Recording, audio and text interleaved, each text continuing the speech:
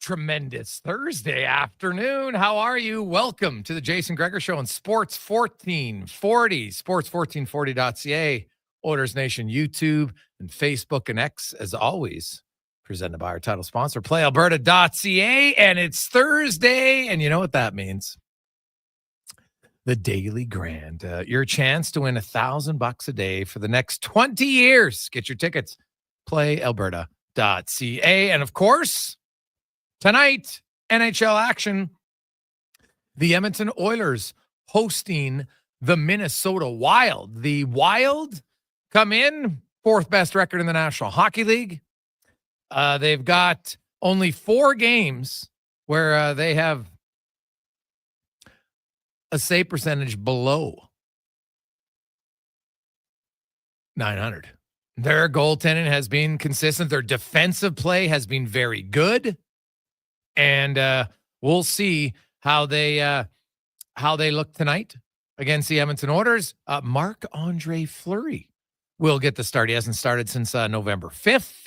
So Philip Gustafsson, who's killing it so far this season for the Wild, a little bit of a break here maybe for the Edmonton Oilers.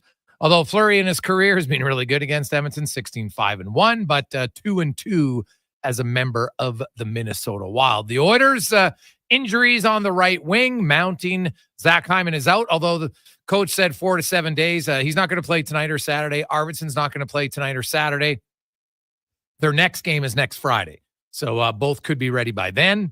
Meanwhile, Darnell Nurse skated today. He is getting very close. He's a possibility for Saturday's game against the New York Rangers. We'll see. He took that headshot last Saturday. Usually you got a concussion. I know they didn't come out and say the C word, but I think we all know. And if you saw his reaction on the ice, probably had one. So usually you're out a minimum a week. A week is tomorrow. So he practiced hard today, was out skating. We'll get to Darnell Nurse's thoughts on the Reeves hit momentarily. Interesting comment from Darnell Nurse on that. Kapanen will make his Oilers debut tonight. He'll play on a line with Nugent Hopkins and Skinner. The big dogs, Podkolzin, McDavid, and Draisaitl will stay together as a line. Henrique lines together with Brown and Janmark. And Drake Caggiula, Derek Ryan, and Corey Perry skate as the fourth line. Now, we might see Josh Brown. He was sent back to the minors yesterday, but he was recalled today along with Caggiula. And Caggiula skated. Brown's recall came after practice, but he's here. He never left. So maybe he's going to play. Or they're just keeping him around just for a security thing for Saturday. And then they'll send him back to the minors on Sunday because they don't play until next Friday. So I'm not sure. Maybe there's some salary cap thing as to why you would send Brown down for a day. Like, I guess you save salary for a day on that regard. He gets paid the same anyway because he's on an NHL deal. So, you can do it for a guy like that. I get it. So why not if you can? So I guess that's what they did with Josh Brown. It's the only thing I can rationalize beside it. So, hey, Gregor, do the Oilers have 4 games above .900? No, they have 11. Garrett, 11. They're 8-2-1. I know everybody in Edmonton's down on the goaltending. I get it, but you know what's funny? What do you think the coach says is the number one concern in Edmonton? You want to know what he says? Scoring, finishing. It's the number one concern. All of their analytics, he likes all of their analytics there, but does not like it in the scoring factor. So we'll get to that momentarily as well. 833-401-1440, 833-401-1440 in our inbox. On the show today, Alan Sanders, former member of the Steelers, he'll join us talking Pittsburgh Steelers Thursday nighter. Wyshynski will be by. Anthony LaPanta will join us, talk some Minnesota Wild. They've been playing very good. Speck will be by. We'll hear from the Elks president, Chris Morris, on the show. Also, Mean Gene Einstein Principe will join us. We'll talk Oilers, NHL, and how long is he going to let that flow glow? All right. Why not? It's kind of like Soul Glow, but not as much wetness to it. Anybody who remembers Coming to America, classic show. It was Coming to America when he had the Soul Glow. Oh, yeah, it was with Daryl and his family. Classic scene. So Gene will be by. Also, we'll talk a little hoops with Paul Sir host of the basketball show here on Sports 1440. So a loaded show. Con man, how you doing?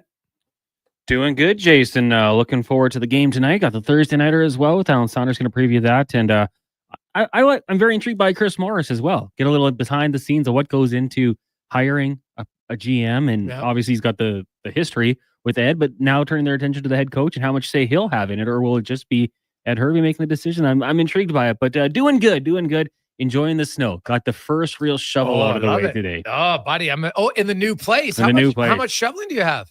3-car garage worth. And do you have a sidewalk? A bit of a sidewalk.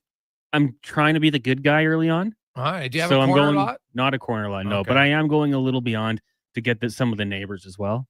Ooh, yeah. You know what? That's a good way to win over, especially if your neighbors are a little bit older. When I used to live in Edmonton, we had Mirko, and Mirko was a classic. An old Croatian guy, was unbelievable, and but like he was close to 80. Yeah. And so, what's funny though, when my wife was pregnant, she liked to shovel for the first few months to get exercise.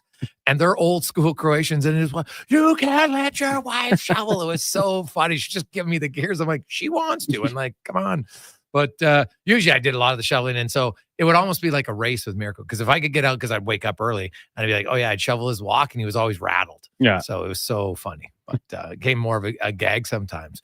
But then he'd want to make me drink like those Croatians, man. Like, they got this, I don't even know what it is, but God, like it was seriously, it was like I was drinking just straight moonshine anytime he'd offer. And he'd always want to have it like a glass. I'm like, dude, I can barely have a sip of this. And like, I used to party, but not like this. So it's funny. But yeah, it's always a good way to get in the good books with your neighbors is to at least go past, like if they have a pad and you have a pad and there's like a 12-foot space between, you can at least do the sidewalk there. Right? Oh, absolutely. 100%.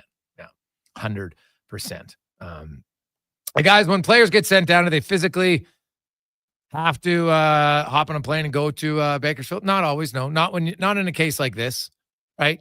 Now, if you're in San Jose, you're in Vancouver, Abbotsford, you're in Toronto, those players basically live in the same city, so you don't have to, right? But usually in other places, yes, if you send a guy down and you can't just flop a day-to-day. You can if you're in San Jose, because like when my nephew was there, they played for the Barracuda and the Sharks. Like he lived in the same apartment building regardless of which team he was on. So I'll say this, players who are on two-way contracts, they're agents for young guys. They'll allow the teams to do it a few times, but after a while they're like, hey, like let's maybe pump the brakes on this, because a player in the AHL on an entry-level deal is making usually 70 grand, 72 grand. And if you're in the NHL, and even if you're on league minimum, it's 775. So it's 10 times as much. You can make, I think it's the league minimum averages out to about $4 grand a day when you're on the roster. You don't have to play a game, just be on the roster. Well, it's $4 grand a day or 400 a day. Pretty big difference. So you know what? Now, even if you're a minor league player and you're on the NHL roster for a total of 20 days, well, that's what you'd make in the whole year salary. So they don't complain too much, but I do know after a while, they're like, hey, you know what? Maybe tone it down a little bit, because it's not like the savings is that much, right? That it accumulates. If you do it for a few weeks, sure. But, 1 day is off here or there isn't a big one. Now the Oilers, they moved Arvidsson to IR. I'm not sure why. It's not long-term IR, right? It's just moving him to IR. But because there's no salary cap implications at all. It just means he's not on the roster, right? But I'm not, and you can do it retroactive if you want. But I'm not certain. Now let me double check. Am I reading too fast? They didn't put him on LTIR, right? Cons, it's just IR. Just IR. Yeah. So that doesn't, buddy. That board's really beating you up today, eh? We might have to have a little fine here, but that's he's on injured reserve, but I'm not sure what the purpose of that is. I'm trying to count the roster now. Because you got Nurses on the roster. That's 8 defensemen, 2 goalies. You have 12, 13, 4. Okay, that's why. So they have to put him on the IR because he doesn't count on the roster, but he counts in the salary cap. So that's why. There, we figured it out. Not a big deal. It's more of just a cap move. So Josh Brown comes up. Arvidsson goes to IR. It just allows them to have the guys on the roster, right? Because Hyman and Nurse are still on the roster, in case you're wondering. So there you have it. Hey guys, I think that drink's called Shilvovica. It's a plum liquor. It was darker than whiskey. It's called Reka Brandy Croats drink. That one's from Tony the Meter Reader. Sleevokia. Is that? Yeah, that sounds close. I'm gonna have to ask a good buddy George, because George had it when I went on a fishing trip with Carius many moons ago, and his son Rod. And oh my God, like I had one shot of it, and I'm like, I'm out. I'm out. You have one shot, and literally, it's almost like you got blurred vision instantly. It was, you know what? Hey, know your lane. Stick in it. And you know what? I had a lot of fun in my time, but whew, that's Slivovicia. That's what Jeremy's saying. Slivovicia. All right. That sounds a little bit better, Jeremy. Hopefully I'm enunciating it correctly now. But I'm all over. Like, as a sipper, it was good, but as a shot, it was virtually impossible for me. Did not like it. Hey, guys, my wife's from the Caribbean. She actually enjoys shoveling snow. It's crazy, from Teen Dean. No, I get it, man. I love it. Like, there's something to be said. Like, I hate driving on snow, too. That's my pet peeve. You leave our house and there's fresh snow, you got to put in time in advance knowing that you got to shovel before you drive. I hate it because now it's packed down. Then you got to get the scraper. It's the worst. It's the worst. And our house, where the garage is, our pad is north facing, so it doesn't get a lot of sun. So if you get it frozen on, it's not like, oh, well, don't worry, the snow will melt it. Like my neighbors across the street, because they're south facing, gets a few warm days and everything's melted. Right? It's great, but not on that side. So yeah, that's like my one rule. And I'll get out there and I don't care. And the greatest invention I ever had. So my brother-in-law gave me one of these 10 years ago. It's a hockey stick is the handle, and it has the blade is plywood, and it is 3/8 to a half inch, depending. I like the half inch. It lasts a little bit longer. 3/8 can, if you get too heavy of snow, it can get brittle. And so I cut it. It's about a foot high, right? So I can buy one sheet of plywood. I cut it into, now I got 8 blades, so we'll split it. And, you drill the holes in it. You stick the stick into the wood, and that's my shovel. And it's 4 feet wide. It's unreal. It's way better. So I'm telling you, because I don't make shovels like that. Like, I hate the shovel that's a foot wide. You got a big pad. You're out there all day. So work smarter, not harder. It's my motto. So I might have to take a picture of it, because I will tell you, gentlemen, game changer. Game changer for you. It's been the best invention for snow ever for me. So I like it. And you know how you got to rip, like, I'll spin the blade around because I have that exposed aggregate. And I don't like it, but allegedly we had to have it. So it kind of chews it up a bit. Every 2 years I'll replace, because I can just flip the blade. Now it's on the chewed up parts on the top. Use it again. Telling you right now. Gregor, you don't have a heated driveway? You know what? I remember when I asked McDavid about that, and I chuckled about his answer. And when you're building a home to put in a heated driveway, the cost compared to putting in afterwards is infinitely lower, because I looked into it. It wouldn't make sense now. But had I done it at the time, yeah, I could get on board with it. But you know what? I kind of like shoveling. And I feel at times like there's a level of softness that I want to reach. And I think a heated driveway puts me in the soft category. Just my own thing. I'm a farm kid. I'm like, no, you got to, do your own stuff. So I like shoveling. That's where I come out on the heated driveway. Kudos to those who have it. Right. And I think maybe if you're a senior citizen and you don't want to shovel and you want to get it, I can abide by it. But you're a young guy, 30s, 40s, 50s. No, I don't think so. At least just for me. Hey, guys, so what happens with Kapanen? He's playing on the second line with Nugent Hopkins, and Jeff Skinner will be the second line tonight for the Oilers. Now, we'll see what happens when Hyman and Arvidsson are healthy, right? Kajula obviously would go down, but now they could keep 13 forwards and just carry 6 defensemen, because they were carrying 7 and 12.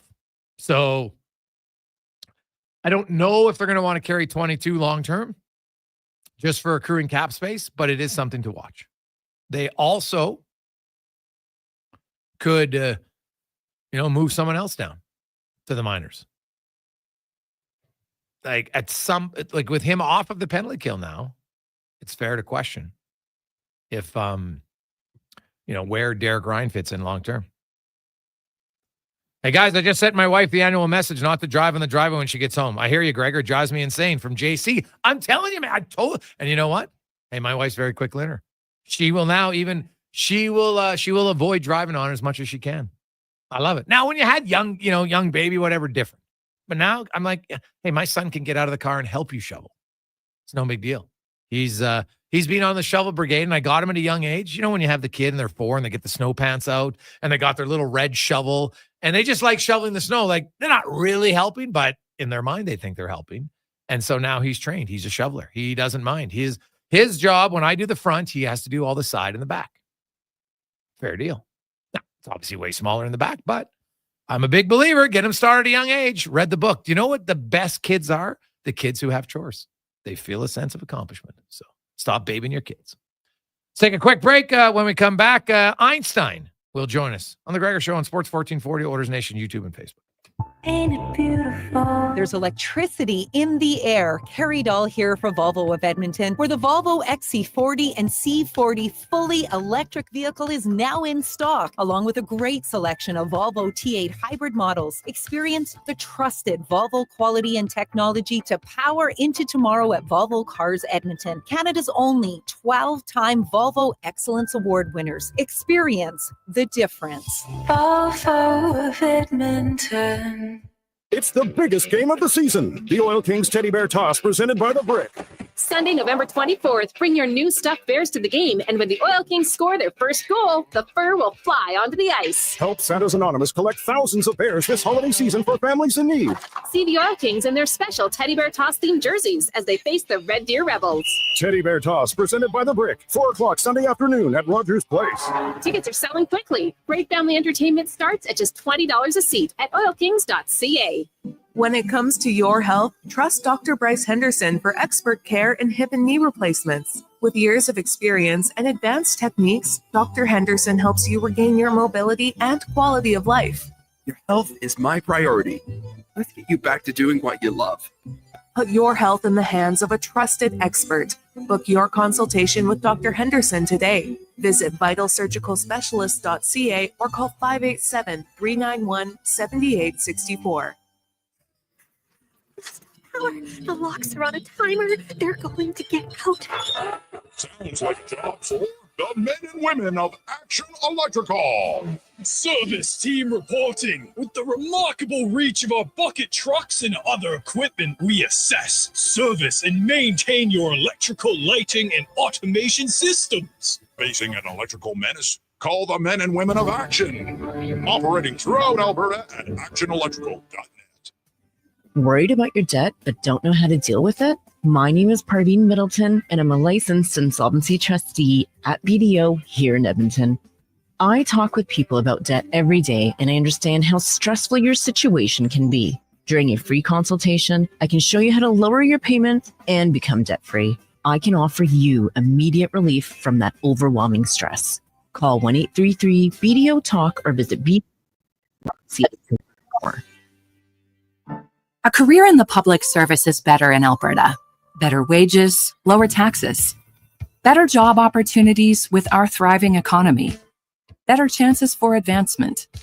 Plus a better future with new investment in healthcare and education. Public service. It's better here. Learn more and discover new career opportunities in the public sector at alberta.ca/betterhere. A message from the Government of Alberta.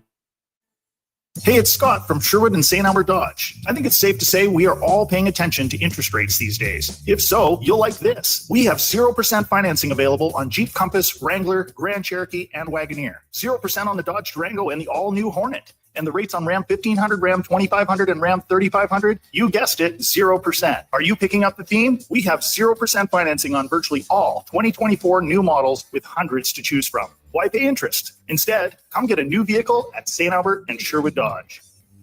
Hockey is back, and Play Alberta, Alberta's #1 sportsbook and official partner of the Edmonton Oilers, has you covered with bigger offers, boosted odds, live betting, player props, and more. New to Play Alberta? New players now receive $200 in free bets just for signing up. You already play? Get a $10 free bet for every $100 you bet. Every week, all season long. Visit playalberta.ca and make your picks today. Bonus terms and conditions apply. Get the latest intel before the next hockey game. It's the Cross Mitsubishi pregame show with Andrew Walker and Landon Ferraro. Before the game, join us all season long on Edmonton Sports Station, Sports 1440.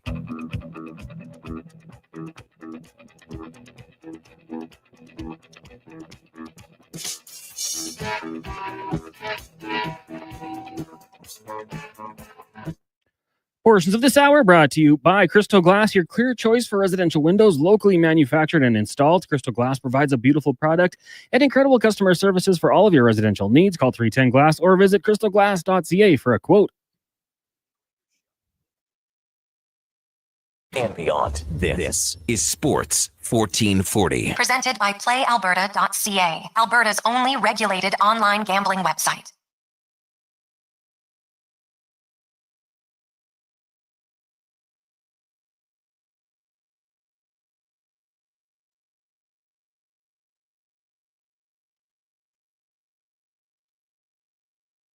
It is game day, Oilers and the Minnesota Wild. And man, I'll say this. For the longest time, the Wild, you think of the Wild and you're like, ugh. Defensive, boring. Kirill, the Thrill Kaprizov is anything but. That guy, I'm telling you right now, at the quarter mark of the season, he would be my vote for the Hart. Second in league scoring with 33 points. He's got 14 more points than the next guy in his team already. He is killing it. And hey, the Wild got a good team, good defensively, but Kaprizov, he is a little bit of a freedom fighter offensively right now for the Minnesota Wild. I'm telling you, top 5 most exciting players in the game. And with McDavid and Draisaitl on the other side, could see some fireworks head-to-head tonight. Should be good. Let's get to the Oil Report, brought to you by Volvo Cars Edmonton. They are Canada's #1 Volvo dealership, where the Black Friday sale is on all month. You can lease 2024 plug-in hybrids for only 0% right now at VolvoCarsEdmonton.com. As we are joined by the host on Oilers TV, Gene. We're going to call him Einstein Principe right now. Gene, how you doing, buddy? Oh, that flow you got going is pretty sick right now. Yeah, it's like the opponent tonight, a bit wild. I wore it flat the other day. Like there was no real level to it up, kind of top of my forehead, and it just kind of went out. And I didn't really realize it till, I guess, thanks to social media. You see all these different memes or split screens of you and Albert Einstein. I'm like, yeah, actually, I do look like that. Now, I didn't notice his IQ's 160. Mine would be, I'm not sure I'd hit triple digits. I don't know if I would get to that level, but it is kind of funny, and I'm not sure what I'm going to do with my hair. And my buddies are like, funny. I looked at, how we have like group texts with friends and stuff. And I looked back, and a buddy of mine, March 2nd, said, you need to get a haircut. And that was March 2nd, April, May, June, July, August, September, October. Like, it's almost 8 months ago, or a little over 8 months ago. So I got to do something with my hair, as people like to say. I'm just not sure what. Well, I love the fact that it looked like, I thought maybe you were just using a low pressure shower. Yeah, right. Well, you know what? We did have one of those on the road, but that wasn't the day. But yeah, you're right. Sometimes you get those showers where it kind of trickles. So yeah, I'm going through lots of hair product, and I gotta figure out what I'm going to do. I know you didn't call me just certainly to talk about my hair, but usually I cut it the day before the season. Mm-hmm. I was coaching my daughter's soccer team, and I kind of lost track of time a bit, and I didn't cut it. And that would have been October 8th, the day before their first game, October 9th. So here we are, 6 weeks later, and I still haven't cut it. So we'll see what happens. Well, Gino, last year I had to grow my hair out for 4 months, and it was terrible. At least, when yours goes out, it becomes a fun conversation piece. Mine is like, look away, I'm hideous.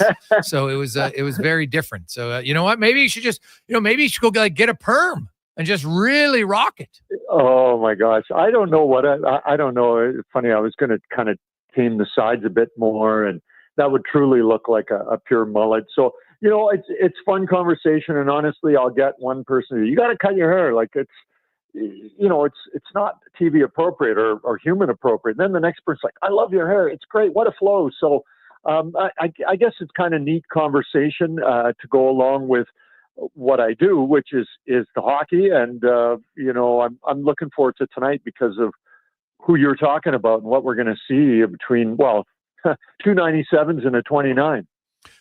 Yeah, well, yeah, the 297s, it's rare to see them go. And hey, Kaprizov, anybody who wears 97, people might freak out a little bit, but hey, he is damn exciting right now. The Oilers, though, they got some injury issues. No Arvidsson, no Hyman. Won't play tonight, won't play tomorrow. But Kasperi Kapanen, it was funny talking to Corey Perry about Kapanen. Hey, did you ever play with him? No. Did you play with his dad? And he thought about it. He's like, son of a...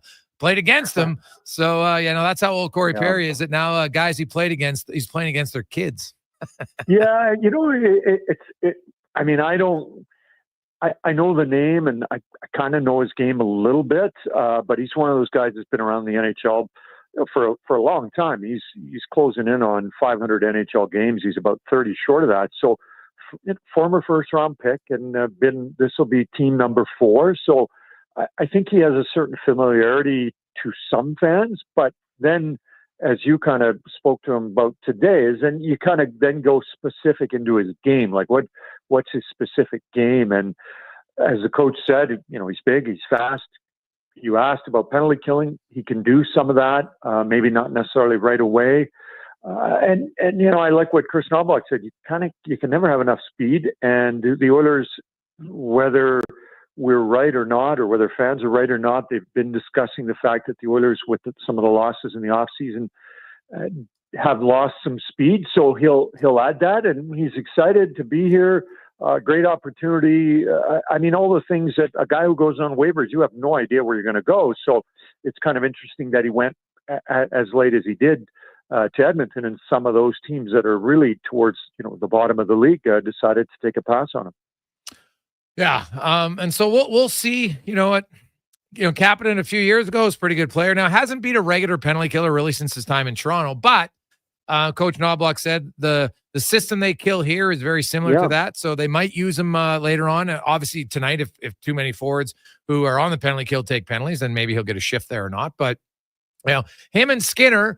Now Jeff Skinner is a guy who has 1 goal at home this year, has 1 goal in the month of November. He's obviously kind of looking to get off the schneid, but so is Nugent Hopkins. Like their offense, it was interesting. Coach Knobloch said it today. His main concern with the team still is their lack of finish.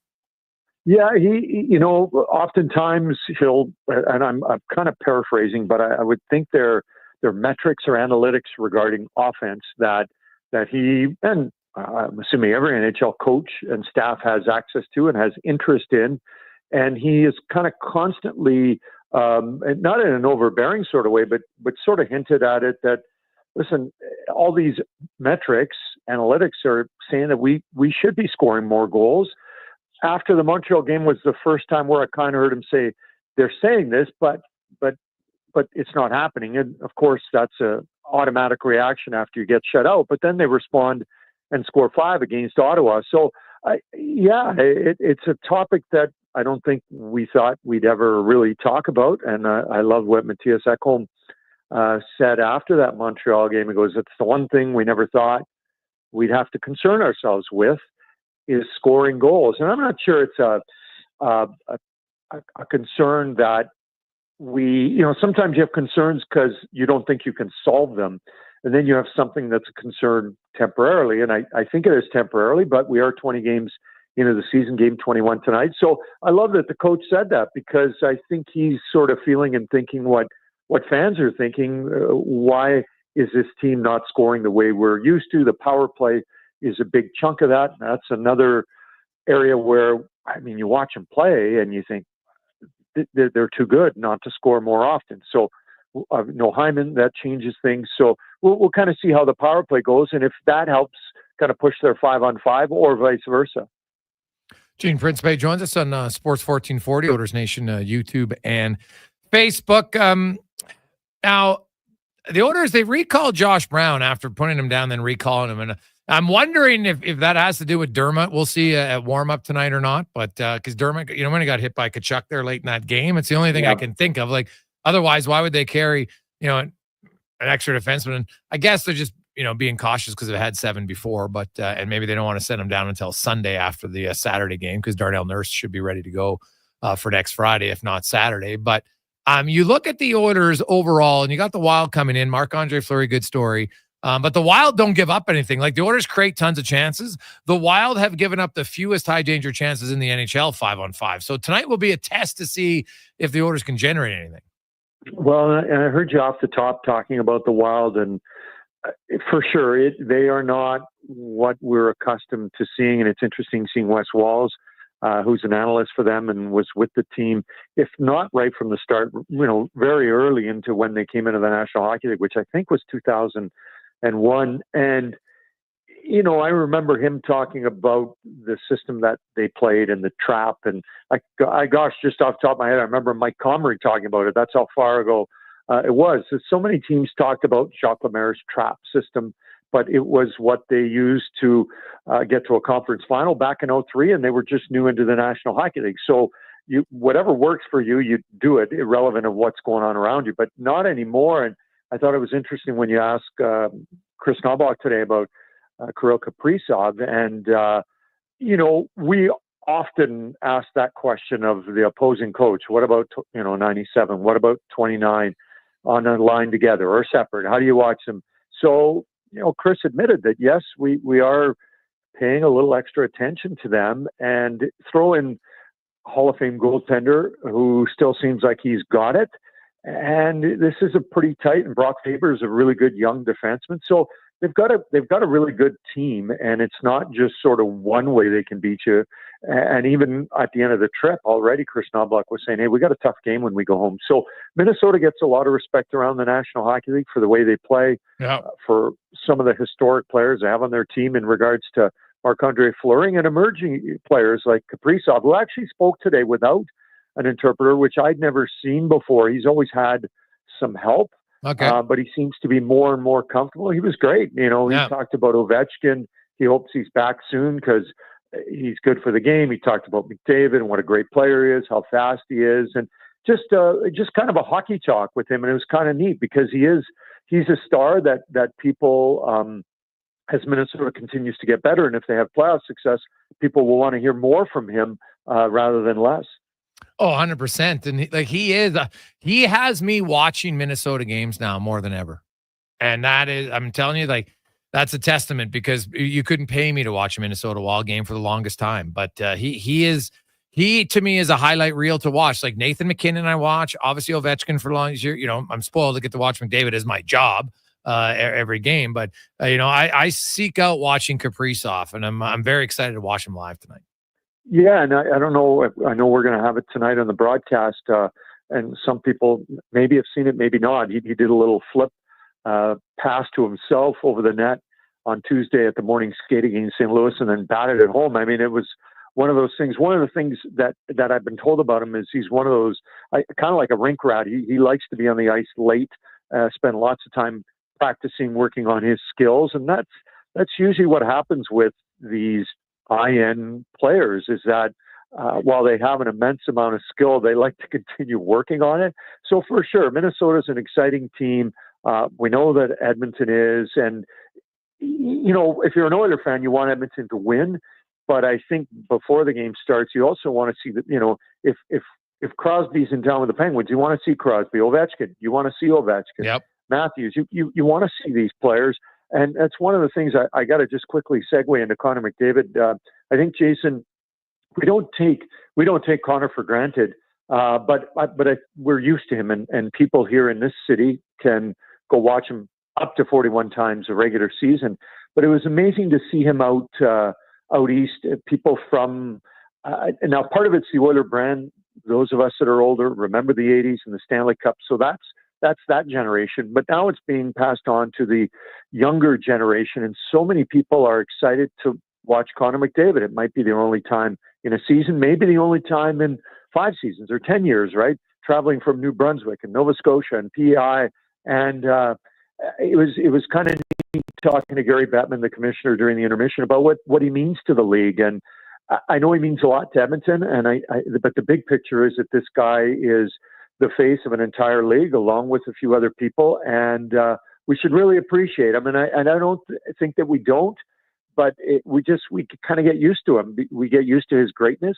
But for some people, it really is a special moment to get a chance to watch him and the Oilers when they're not playing in Edmonton. Yeah, and that's totally valid. And I think, Oiler fans, well, I think the older generation for sure, because they were guilty of it, taking Gretzky for granted. I think a lot of them talk about, hey, you know what, I try not to take McDavid for granted. And it's natural, right? People in their own relationships take loved ones for granted. And, watching McDavid, sometimes it comes ho-hum. And you look at even his first 7, 8, 9, 10 games this year, you're kind of like, well, geez, McDavid's not great. But then the last 5 games, he's back to being McDavid. And I feel that like the superstars like playing against the superstars, and I'll be curious.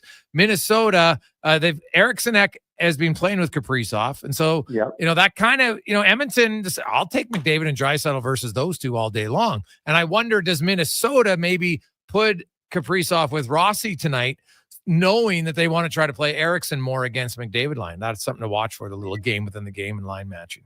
Yeah, I agree. And Chris Knobloch did talk about matching, and whether he didn't say whether it was lines or defense pairings against Kaprizov and his line. And I think Boldy has been on the other side, along with Eriksson Ek and Kaprizov. I would agree, if you're Edmonton and you continue to have Leon and Connor on the same line, I think you like that matchup. And maybe Minnesota doesn't mind it either. I mean, head to head, let's let these, multi-talented players go up against each other, but we'll have to kind of see how that goes. And real quick about Josh Brown, I mean, Darnell's tough, but it was interesting this morning, him talking about what happened. And, I think you could tell that he was a smidge, not upset at himself, but took, a tiny bit of ownership, saying when you're on the ice in any situation, you need to be aware. But if you're the other guy who's coming in, as he said, hit 6'4" or a little less to hit,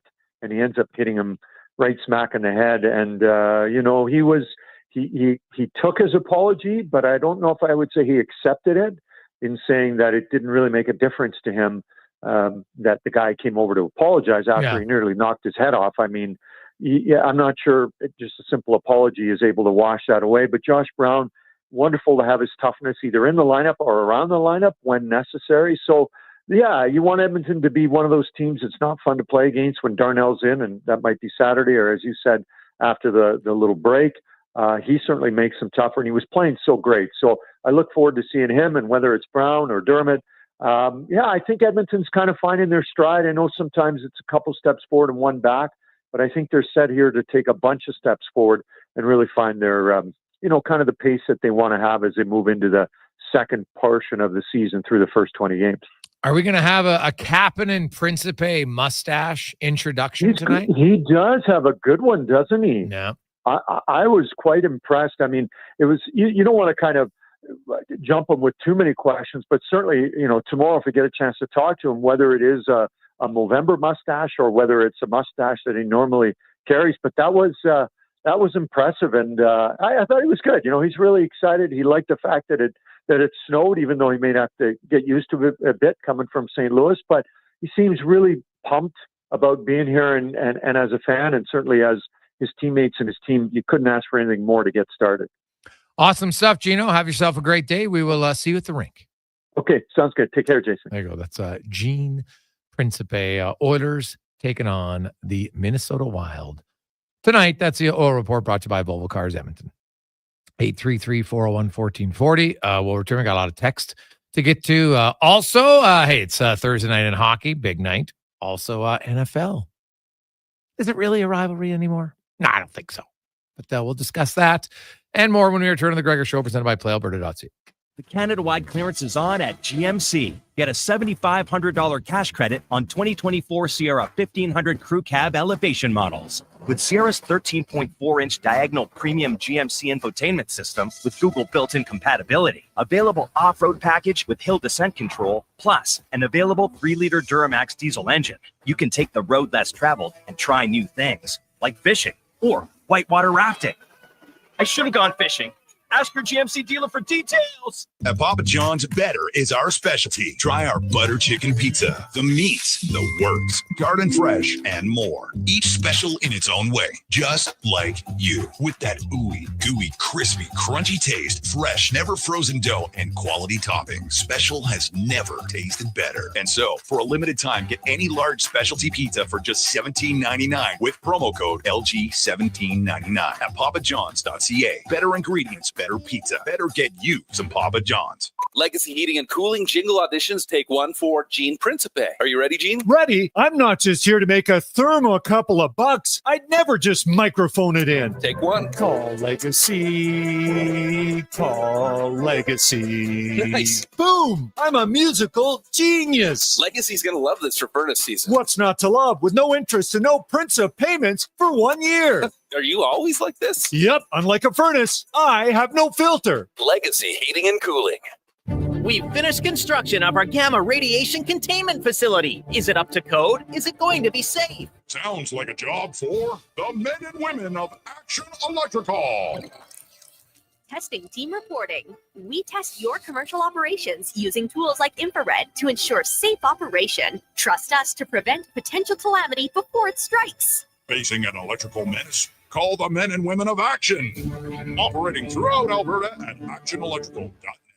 Hey, sports fans, we've got a clear choice for you. At Crystal Glass, we provide customers with the perfect glass for any job. From home to auto and even commercial, installation or repairs, we're your team. Call 310 Glass or visit crystalglass.ca. Crystal Glass. Gateway Toyota treats us like we're precious gems. Because that's what we are. Every vehicle purchased from Gateway Toyota includes enrollment into their GEM program. It stands for Gateway Exclusive Membership. And it gives you 5-year access to over $2,500 in benefits. Free oil changes. Free tire and windshield repair. Free car washes. Even an annual detailing. You'll also get special discounts, trade-in bonuses, and referral rewards. I feel like a gem. At Gateway Toyota, just off Calgary Trail at Ellerslie Road. Oh, mama, I'm in fear for my life from the long arm of the law.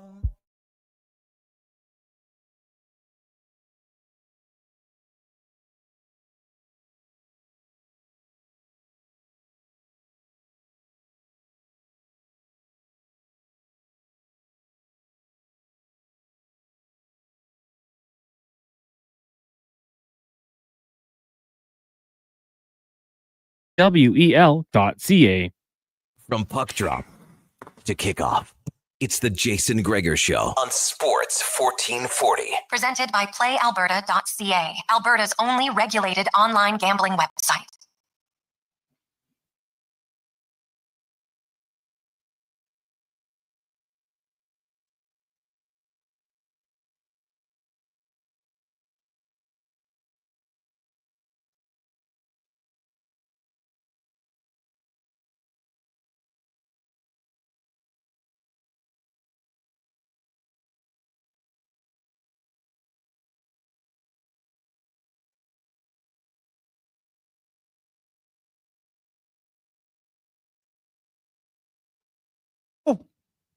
It is a game day. Oilers hosting the Wild, 97 versus 97. McDavid versus Kaprizov, who enters the game as the second leading scorer in the National Hockey. He's got 14 more points than his next teammate in Minnesota. He has been excellent. So a little extra juice, I think, tonight with both 97s, both electrifying players. Should be a hell of a game. Now, let's get to our football report brought to you by Legacy Heating and Cooling. You saw the snow. You know it's here. It's real. It's cold.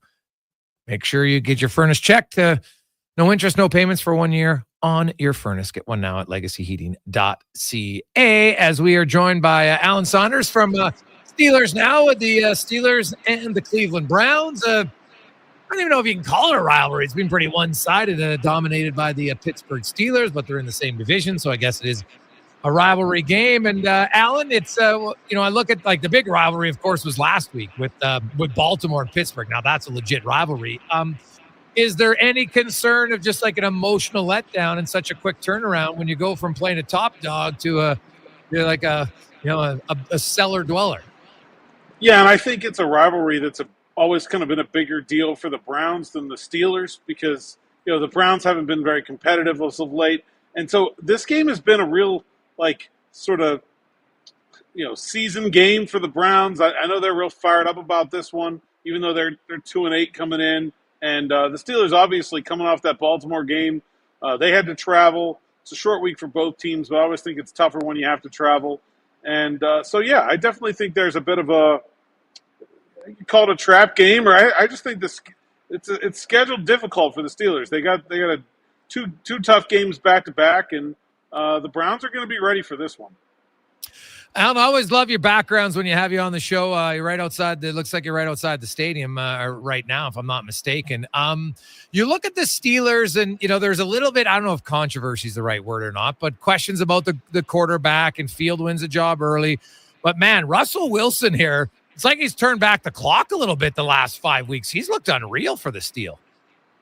Yeah, I think he's just been very professional, like a really high level of gets all the little things right, gets everybody lined up right. Their pre-snap penalties are down. Their turnovers are down. They're just not making mistakes. They're not beating themselves. And then I think he's developed a real connection with George Pickens, despite an incredible amount of attention from opposing defenses. You look at Pickens' line last week, 8 catches, 89 yards. For a receiver of his caliber, that's not something where you're saying, oh my gosh, but look at how he was double covered almost every play by the Baltimore Ravens, and Wilson was still able to find him.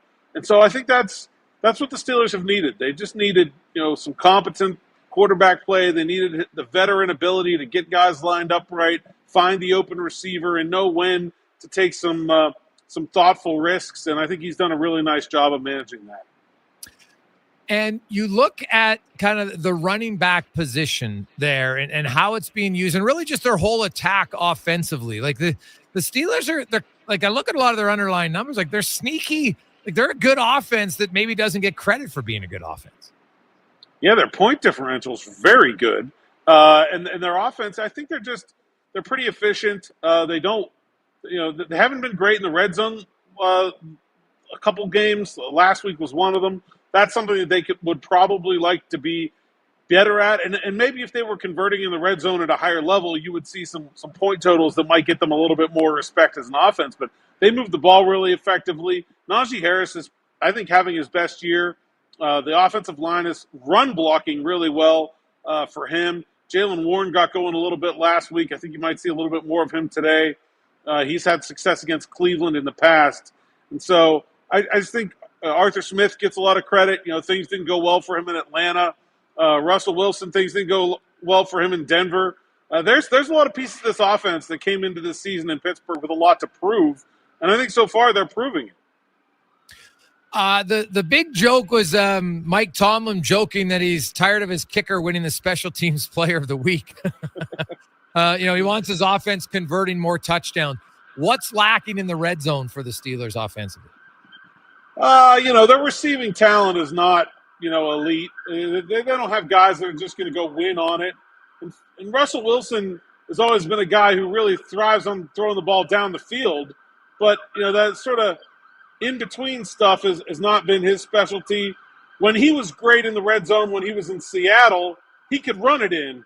And we're not really seeing a lot of that from him so far. I expect them to try Justin Fields in the red zone this week. I think they've been working on that package. We saw a little bit of it last week, and I think they're going to put it in the red zone this week. Ooh, all right. Alan Saunders joins us from Pittsburgh, of course. Steelers taking on Cleveland. From Cleveland, but they're taking on the Steelers. You look at the injuries. I'm always interested especially when it's a tackle. And, you got Jones gone. Hudson's gone now for the Browns. I thought maybe Wills would do it, but he's out with an injury. So do you know who's going to play tackle? And even with Highsmith ruled out, you still got that TJ Watt guy. And last I checked, he's pretty good. How much do you think the Steelers are going to attack the tackle position specifically tonight for the Browns? Yeah, a couple of older journeyman types, Jermaine Ifedi and Jerron Christian, are the options for the Browns at left tackle. I think most of the reports coming out of Cleveland this week said Ifedi, he was who replaced Jones after he was injured last week. We'll see. I think Christian's probably a better fit at left tackle. TJ usually plays on the other side, so it'll be interesting to see how much the Steelers see that matchup and say, oh, that's too juicy. We got to get Watt over there. Or, Nick Herbig, the young guy who's backing up Highsmith, made maybe the two biggest plays of the game against Baltimore. Strips Derrick Henry, first time since 2022. He fumbled and then completely blows up the 2-point play at the end. He wasn't the guy who made the tackle, but he completely just blew up the edge, pushed Lamar Jackson back. So maybe they just let Herbig go after whichever of those older guys is in there. It'd be interesting. Steelers have Preston Smith, too. That was one of their big trade deadline gets. Okay. So even without Highsmith, they're pretty deep on the edge. What about, TJ Watt? How would you evaluate his season overall for the Steelers? Like, the numbers look pretty, is everything matching? What's your thought on his season? He's taken away so much attention. I think that's, the numbers are not, the NFL record-breaking numbers that he's had in the past. They're still very good, but I think you line it up with how much he gets double-teamed on almost every play, whether it's a back or a tight end, or somebody has to be over there to help teams right tackles. And then so he's not making a ton of plays, but the ones he's making are just so impactful. Had a strip sack that won a game earlier this year. It just seems like whenever they need a big play, he's there, and he's taken so much attention away that other guys in this defense are thriving. The Steelers have had T.J. Watt, they've had Cam Hayward, they've had Minkah Fitzpatrick. The reason I think this defense is having so much success right now is that it really goes like 10 or 11 deep in terms of playmakers. They brought in Patrick Queen, Dante Jackson, and Deshaun Elliott, and all of those guys can step up and make a play if they need them to. And they haven't really needed TJ to take over games and do it all himself so far. It's been a pretty impressive performance by this defense. When the season began, I'm not sure there was that many people that thought the Steelers would be, they're 8-2. They're one game behind the Chiefs. They're technically one game behind the Bills as well. The Bills have played the extra game. Like, they're right in the hunt, not only to win their division, but to win the AFC again, Alan. And this organization, like, they never lose. They haven't had a losing. Thomas never had a losing record. Like, they don't lose. And it's stunning when we see other franchises turn over and maybe they go into rebuilds or whatever. The Steelers never do. How have they managed to avoid that? They will tie an NFL record for longest streak of non-losing seasons if they win tonight. I think Mike Tomlin deserves a lot of credit for that. I think the organization deserves a lot of credit for that as well. A lot of teams, they get into a situation where they're down and out and things aren't looking good at this point in the season, and they kind of, they fold up shop. They say, okay, let's get them next year. The Steelers have never done that, and they made the playoffs last year. They had to win 3 straight games to get to it at the end. There's been a number of those where they really pushed, and I think that's a direct credit to the coaching ability of Mike Tomlin to keep guys engaged. And then, you gotta be able to be good at drafting. And I think that's the thing that has always kept the Steelers good. And you look at some of the young players on this team, I think it's continuing. Some of their biggest impact guys are from the last 2 draft classes. Alan, as always, I appreciate it. Quickly, I know Pittsburgh's a huge Steelers town. They love it. The Penguins are pretty popular with Crosby and Lemieux and everything, but they're struggling right now. How do the average Pittsburgh fan, like, do they just all focus because the Steelers are well, but the Penguins struggles combined with, like, there's some people talking like, hey, maybe they got to move guys. And, like, I've always argued moving Crosby now would actually be better for the whole franchise, even though I know he might never do it. But where do the Penguins rank right now in Pittsburgh? Are they kind of an afterthought because the Steelers are playing so great? I think the Penguins are pretty happy that the Steelers are playing well and nobody's, they kind of, the pressure's off. I think there's, The noises for Mike Sullivan's job are getting pretty loud in town. I don't know that he is the problem, but you can't fire 23 guys either. And they already traded Lars Eller. I don't know how many players they have that are actually tradable. Marcus Pettersson probably, maybe Malkin and Letang, but those they have no trade clauses, and I don't know what their thought process is about it. I think Crosby wants to stay. He was a rookie.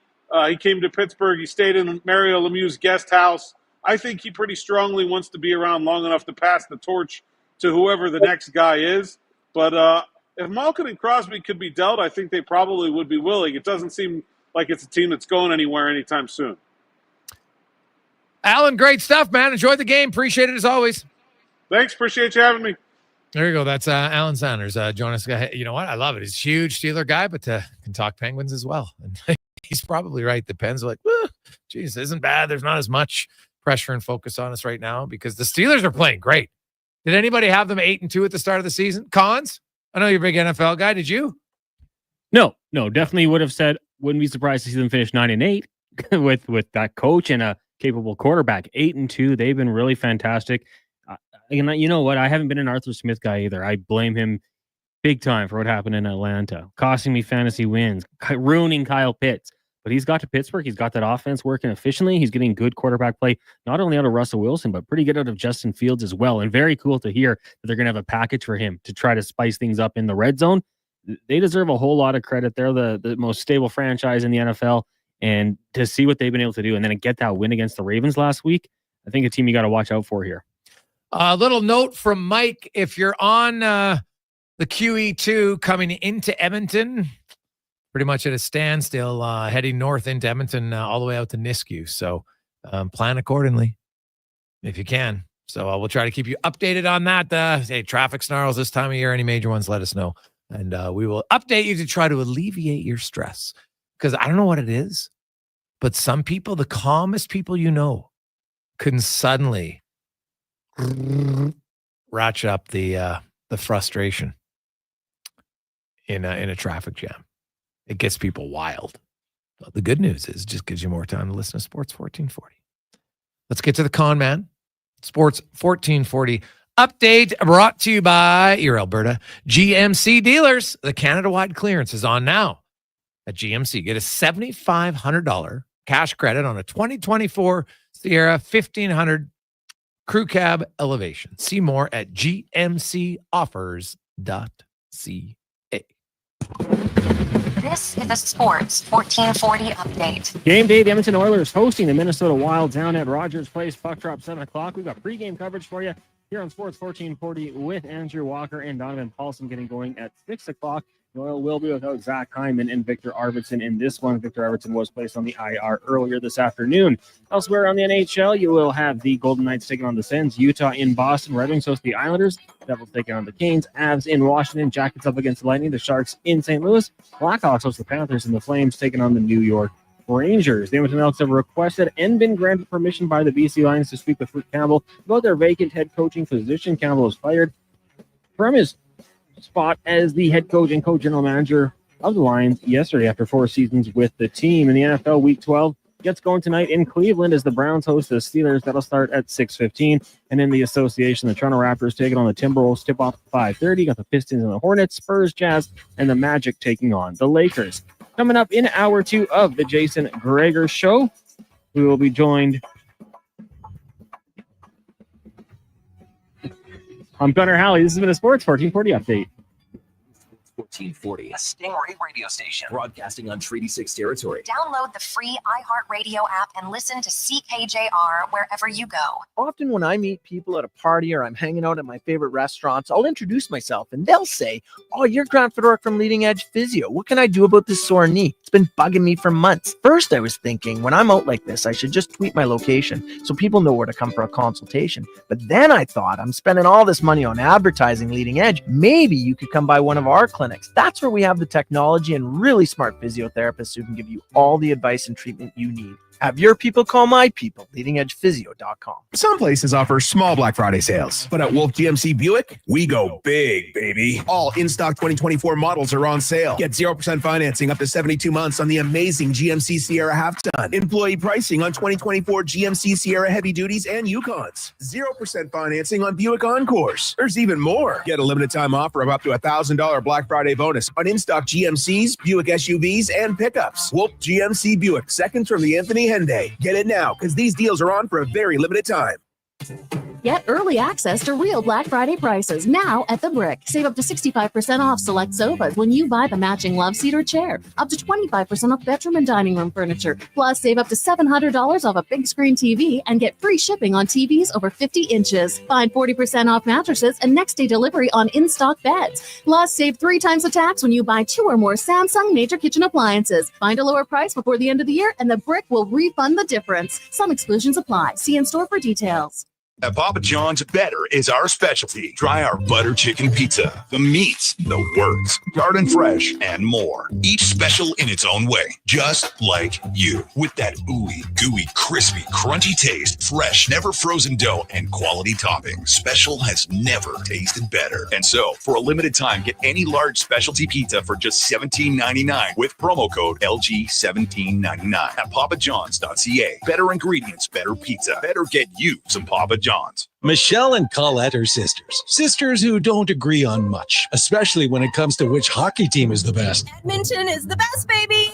Vancouver's number 1. Even when it comes to meat snacks from Wilhawks. I love the Harris Schwiener. The ham sausage rules. But they will agree Wilhauk beef jerky is the best. it might just be the only thing Alberta hockey fans can agree on. Others can try to imitate, but no one can duplicate Wilhauk beef jerky. Only available in Leduc. Get yours today because you don't win friends with salad. My utility bills are going through the roof. How can I take advantage of the sun and put my lazy roof to work? Sounds like a job for the men and women of Action Electrical. Energy team reporting. When you're ready to make your home or business more efficient, Action Electrical has the power to install solar panel systems and EV chargers. Facing an electrical menace? Call on the men and women of Action. Operating throughout Alberta with supercharged skills and strong family values. ActionElectrical.net. If you think about it, when you drive a Honda Pilot, you are a Honda Pilot. And Sherwood Honda has you cleared for takeoff. With 3 rows, every passenger gets a window seat and legroom while you jet to your next adventure. Bring in lots of extra baggage with no extra fees. Be the captain of your destiny on the drive. Be a Honda Pilot in your Honda Pilot. Now boarding at Sherwood Honda.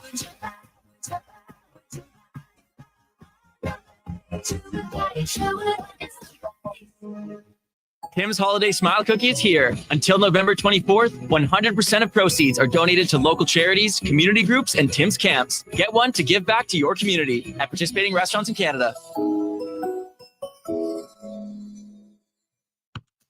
Take the pain out of airport parking with Park to Go. Your first-class parking experience. Book self-serve and valet parking and save up to 30%. Book now with promo code RADIOYEG. That's RADIOYEG. Hockey is back, and Play Alberta, Alberta's #1 sportsbook and official partner of the Edmonton Oilers, has you covered with bigger offers, boosted odds, live betting, player props, and more. New to Play Alberta? New players now receive $200 in free bets just for signing up. You already play? Get a $10 free bet for every $100 you bet. Every week, all season long. Visit playalberta.ca and make your picks today. Bonus terms and conditions apply.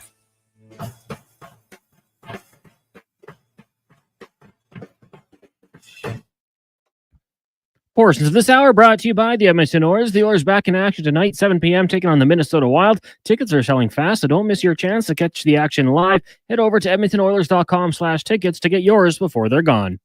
From puck drop to kickoff, it's the Jason Gregor Show on Sports 1440. Presented by PlayAlberta.ca, Alberta's only regulated online gambling website.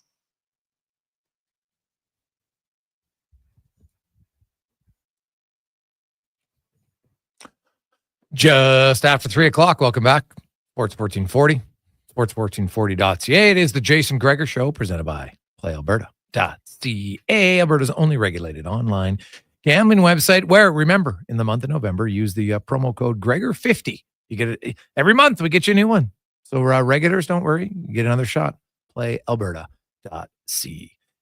Just use the code Gregor50, Gregor50. So there you go. They what's happened on the QE2? They've closed an extra right lane down today, so that's making it even slower going as you make your way into Edmonton on the QE2. So just be prepared. If you're coming in, you're on the road, maybe from Leduc, or maybe you're out at Wilhauk beef jerky in Leduc because you make the trek out there because it's so good. Well, Might want to think of an alternative route. Maybe go by Devon, up 50th Street, something. Because it is, or just relax. Enjoy a little bit extra time with us, which is always nice. Wyshynski will be by a little bit later on. Paul, sir, we are going to hear from Darnell Nurse on his. Here's Darnell Nurse was asked about what he thought of the Reeves hit, and did Reeves reach out to him? Yeah, he came after and apologized. I mean, yeah, there's in situations like that, there's definitely an onus on the player with the puck to be aware of where everyone else is on the ice, for sure. With that said, even if you put yourself in a bad spot, there's lots of body on the 6'4" hockey player to hit, and not one piece was touched other than the head. You can argue about the intent, but there's certain guys in the league that each shift they go out there and try and go and inflict pain. And I think it's pretty obvious what was going on there. So there you go. Says, hey, man, obviously there's no onus on the player, but you know what? Even if you are in a tough area, 6'4" player, there's lots where you can hit rather than directly in the head. And it's a valid point. Hey, should have had his head up 100%. Just because your head's down doesn't give the guy free reign to hit you directly in the head. It's not allowed. Hey, Gregor, if you didn't like the Reeves hit, what did you think of the White Cloud hit? Well, I don't think they're remotely close. Did White Cloud hit him in the head? Was the initial contact the head? No. And if you read by the rule book, watch that hit by White Cloud last night. That is a textbook hard body check. Hits him right in the chest. Then, and as you make chest contact, of course, there's going to be some contact afterwards to the head. That's actually allowed by the rule book. It's going to be impossible not to. His feet at the point of contact were on the ice. And then in sheer physics, as two forces collide like that, guess what? Force got to go somewhere, so he goes up. Happens all the time. But all you got to do is watch that hit. His feet are clearly on the ice. His skates are on the ice at the point of contact. Is it a hard hit? Yes. Is it dirty? No. Knies is coming right up the ice. White Cloud's right on that side. So that, to me, I would show that in the video of how to deliver a hard check. If you want to deliver a hard check, this is how you deliver a hard check. It's clean. Elbows were in. There's no chicken wing. You hit him directly in the chest. That's where the full force was. Then, of course, there was some contact after on the head, but watch Knies' head. It's not jarring back. Right? That's just a product of following through. I have no issue with that. I thought the referees, that's a perfect call. There's not going to be any suspension, nor should there be. There'll be nothing. They're not close. If you want to compare the Reeves hit, you compare it to the Tanner Jeannot hit. Both guys were suspended. Why? Because they hit guys directly in the head. Reeves' hit was initial point, 90% of initial contact was in the head. It's not allowed. On Knies, it was 80% chest. Then you get a little bit of the head afterwards. That's fine. But by the rule book, it's allowed. Now, some would say you shouldn't allow those hits. Why? They happen infrequently, and it's part of the game. You're allowed body contact from the age of U15. And it's a skill to be able to time it, to have your feet on the ice, to have your shoulders down, your elbows down. And you know what? And hey, trust me, when you deliver those hits, it can hurt the hitter as much as the hittee sometimes. That happens, no doubt. But I had no problem with that hit last night. Man, between White Cloud and McNabb, you got to have your head up when you're playing Vegas. No question about it. And you know who else has actually started to up his physical game? Ty Emberson. Ty Emberson, I feel the last 10 games, infinitely better than the first 10. Infinitely better than the first 10 for him. And so I asked Ty, sat down with him today for a little one-on-one, and just talked about him, at least from the outside, looking like he's a lot more comfortable now with the orders.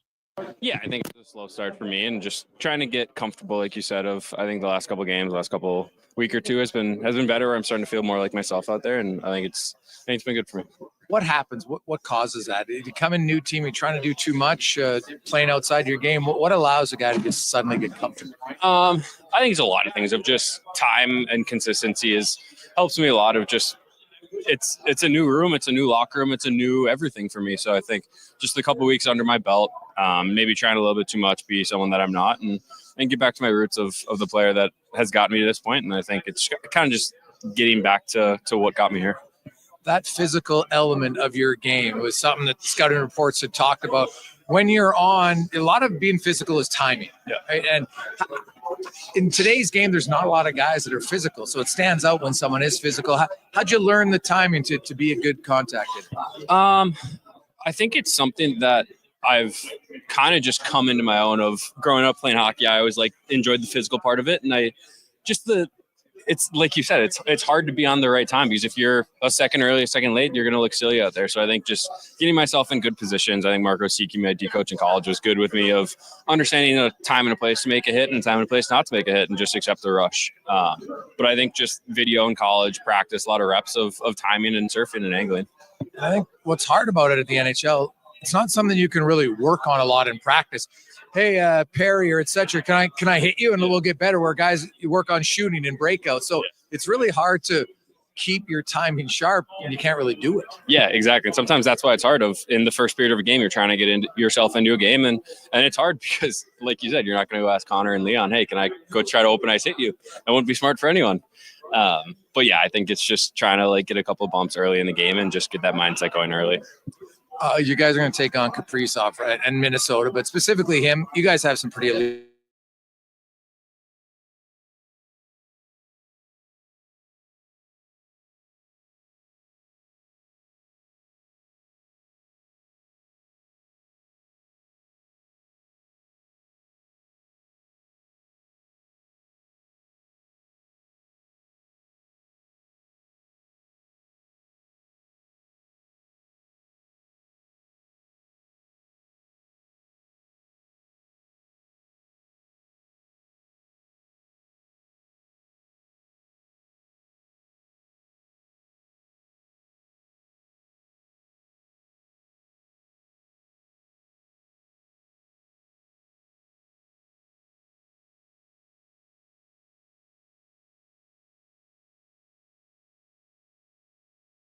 Checking, you can work on all that. Now you can work on, taking angles in practice, but when it comes to timing on body contact, it's a skill.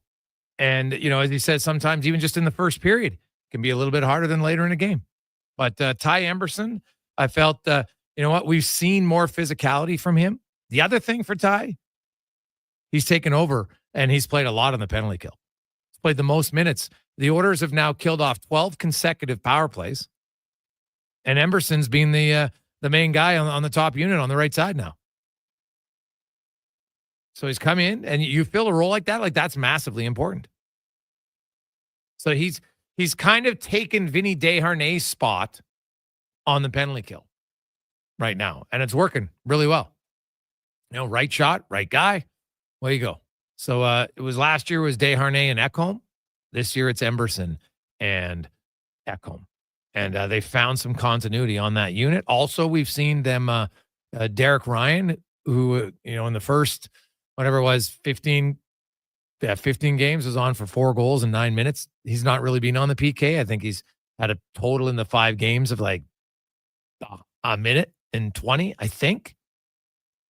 So, those are some of the changes. They've switched around personnel, but the guys who are on it, they're trying to get back to what they did last year, where they kind of had almost 2 foursomes. They definitely had the D pairs out, but they even at times had the D pairs with certain forwards, and at least would start them that way. And that's what you're seeing. Adam Henrique's taking more penalty kill time. Janmark and Brown are, of course, together. Pod Colson's jumped in quite a bit now, and it's worked. But they're a lot more aggressive. And we'll see that again tonight.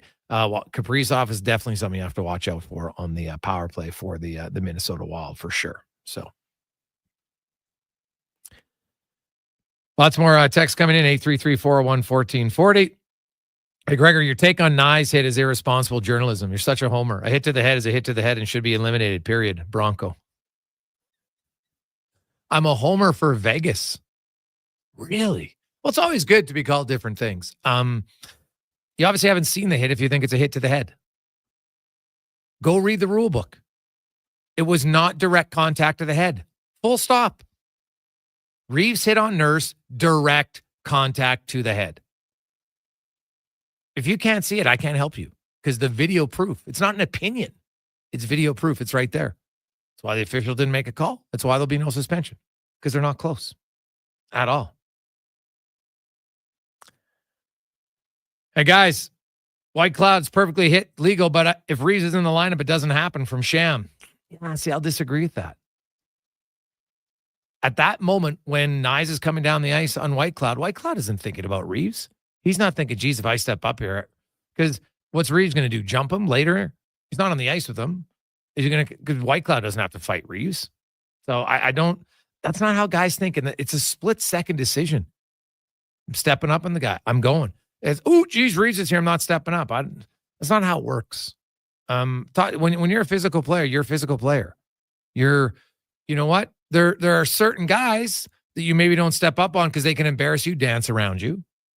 Or there's certain players that have a reputation that they protect themselves with a high cross check, right? So you're aware of that. But in today's game, there's the instigator rule. There's lots of things. You'll have big hits on guys. Just, and unless you have a physical player who's right there all the time, and even then, that hit's a clean hit. It's allowed. It's not a cheap shot. It's a legal play. No one's going to stop making legal plays because the other team has tough guys in the lineup. It's never going to happen. So, hey guys, a lot of fans are frustrated with the seemingly inconsistent applications of rules. What do you think of the double IHF where any head contact is a major? If a guy goes to stick lift and slash you, it's still a slash despite the intent. If a guy goes to poke the puck and trips a guy, it's still a trip despite intent. Why do they allow body checks to hit the head and the follow through then if the intent of the rule is to eliminate headshots? Because it's sheer physics. You're comparing two completely different things. If I deliver a body check to the chest, think about where the guy's chest is. Think about where his head is. How can there not be some residual contact to the head? And residual contact to the head doesn't mean there's going to be a concussion or any serious damage at all. You're allowed body contact. So to me, those two calls were both completely consistent and completely accurate. I think there's a lot of people that get upset about the rules, but they don't even know the proper interpretations of the rules because we've learned that over the years in the show when we had Bud Steen on, we've had Kerry Fraser on, when we did all of our reffing and talking about hits and plays, and they would explain it, and people are like, oh, geez, okay, I thought it was a different way, and that's fine. Right? And usually what happens is the people, when it's their player getting hit, they hate the hit. But if their guy delivering the hit, well, they love it. Well, it can't work that way. Well, it can, but that's not reasonable. So, there's people in Toronto, oh, the Reeves hit's clean. Well, every video showed you it wasn't clean. To argue that it's clean is ridiculous. Just like to argue that the White Cloud hit was dirty is ridiculous because you'll see all the replays, super slow motion, that it's a clear shoulder to the chest. And then some people say, well, his feet are off the ice. Well, yeah, that's after the point of contact, and that's physics, things that you learn in school. So take physics, and you'll figure out why that happens. The force has to go somewhere. It goes up. It just does. So, and every rule is going to be a little gray because everybody, when you're watching at home, isn't watching from the same angle as the referee on the ice, number one. Number two, the TV might show 3 or 4 different angles from look at that other side. Looks like that was a hook. Well, the ref's not standing on that side. How can he call the other side view? It's impossible, right? So I think the refs do a very good job. Are there some calls missed? 100%. Are there errant passes? Are there errant decisions by players? Yes. I don't expect perfection from the refs because there's not perfection from the players. There's a human element of it. I think they get it right the vast majority of the time. And they got it right on that hit. And you know what? I want those hits in the game. It's a contact sport. I'm all for it. I have no problem with it. And don't text in that, well, this isn't minor hockey. If you want to adapt double IHF rules to minor hockey, go right ahead. Well, right now it is in minor hockey. There's hits to the head, you're gone. And sometimes there's no instant replay there. And I've seen it. Kid gets kicked out of a game when it wasn't actually head contact. But that's what the ref saw. So you live with it. Sucks for the young kid.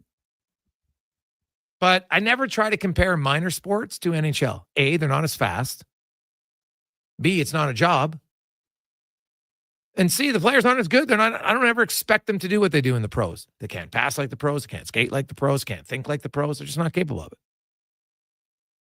And, because there's big, hard body checks in the pros doesn't mean all young kids, they might want to be him. It doesn't mean they're capable of doing it. Look how many players want to be McDavid. They love him. Are they suddenly out there, unreal skaters, turning on a dime, accelerating through the neutral zone, crossover speed that we've never seen before and scoring lots? No, they're not. But no one ever talks about that. Oh, if I see a bad play, well, the kids are all going to copy it. Well, you see a ton of good plays, and they can't copy them because they're not capable of it.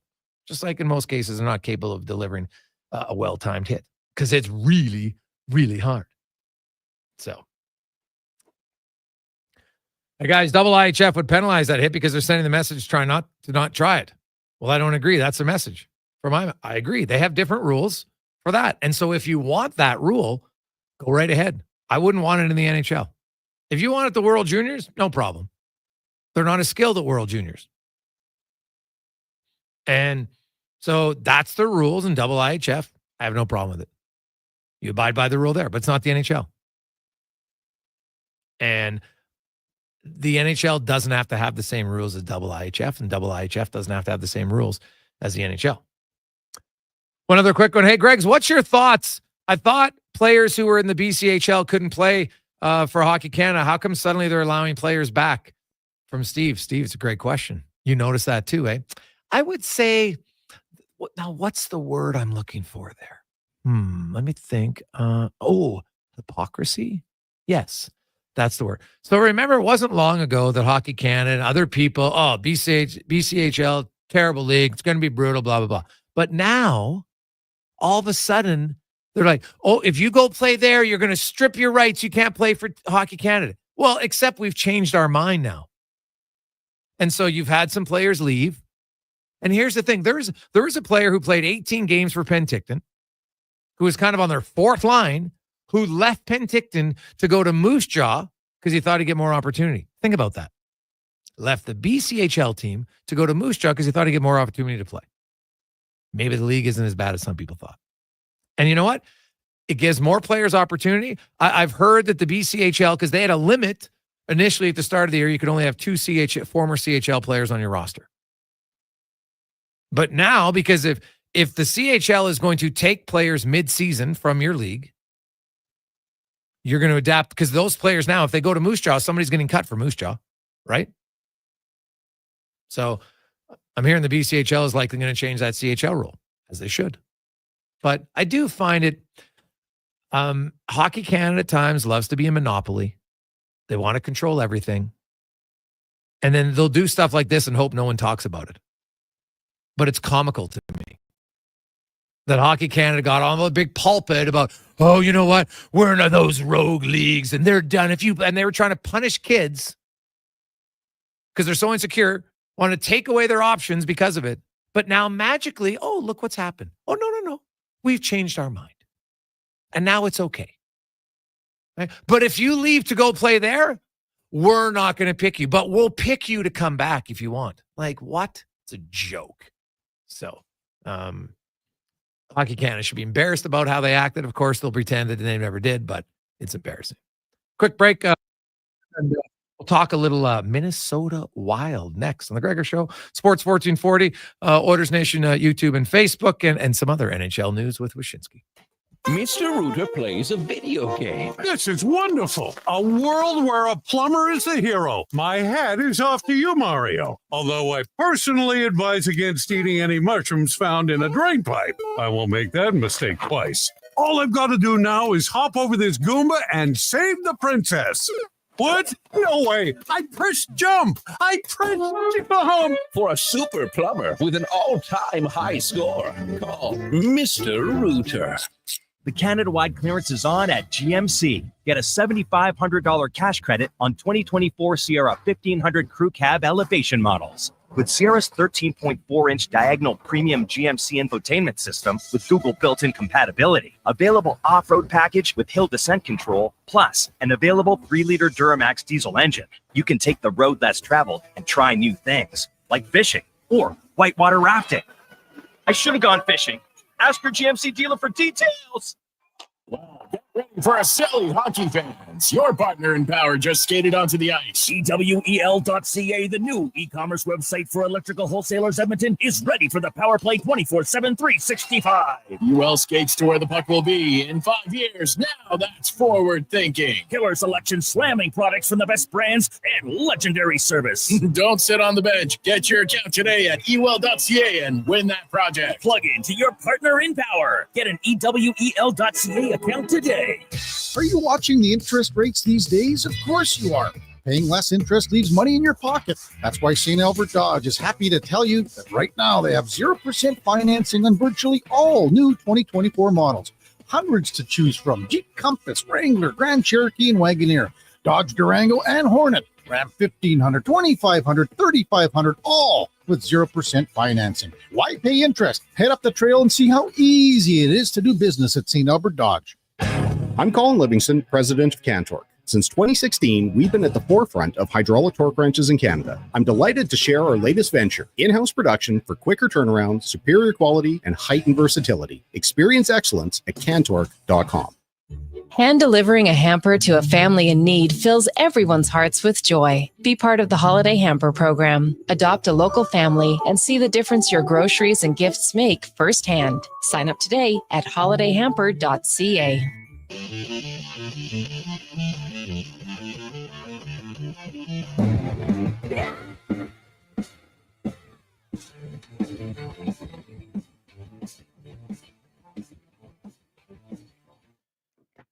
Portions of this hour brought to you by Papa John's. This is one big deal for one big pizza. Get an extra large New York style one topping pizza for only $17.99. Order today at papajohns.ca. The Jason Gregor Show, the best of Edmonton sports talk and beyond. This is Sports 1440. Presented by PlayAlberta.ca, Alberta's only regulated online gambling website. 328. Welcome back. Jason Gregor, Connor Halley, Sports 1440, Oilers Nation, YouTube, and Facebook. It is game day, 97 versus 97. And it's pretty close battle right now. Kaprizov's on fire this year. For my money, top 5 exciting player in the game. Second leading scorer in the NHL. And he's doing it. He has more assists 5-on-5 than any of his teammates have points. Leading the NHL in 5-on-5 scoring. He's second in the NHL in overall points. He's having a great start. The Wild, best team in the NHL at limiting high danger chances. They don't give up a lot. Their goaltending's been great. And Marc-Andre Fleury, his final visit, unless they meet in the playoffs, his final visit to Edmonton tonight. He's had a pretty good run against the Oilers, 16-5-1, but 2-2 in his last 4 as a member of the Wild. As we go around the NHL, brought to you by McDonald's, and the Fan Day deals are here on game days, Tuesday, Thursday, and Sunday. $4 Big Mac, $4 McChicken, $4 filet of fish, but only available through the McDonald's app. Download it, order it, and you can have yourself a good Fan Day deal tonight. As we welcome in from ESPN, Greg Wyshynski. Greg, how you doing, my man? I'm good. I put out my bold predictions before the season. I regraded them today on ESPN. Some of them have hit, some of them have missed. And one of the biggest misses was assuming that Jesper Wallstedt, the Wall, would have taken over in goal for the Wild over the Gus Bus. And lo and behold, it turns out both of the Wild's goaltenders are among the best in the NHL this season. So the kid's going to have to wait a little bit longer. Well, and when he does come up, if he's playing behind that system, it's the best one. Like might not be a better environment for goaltenders right now. The Wild don't give up a ton of chances.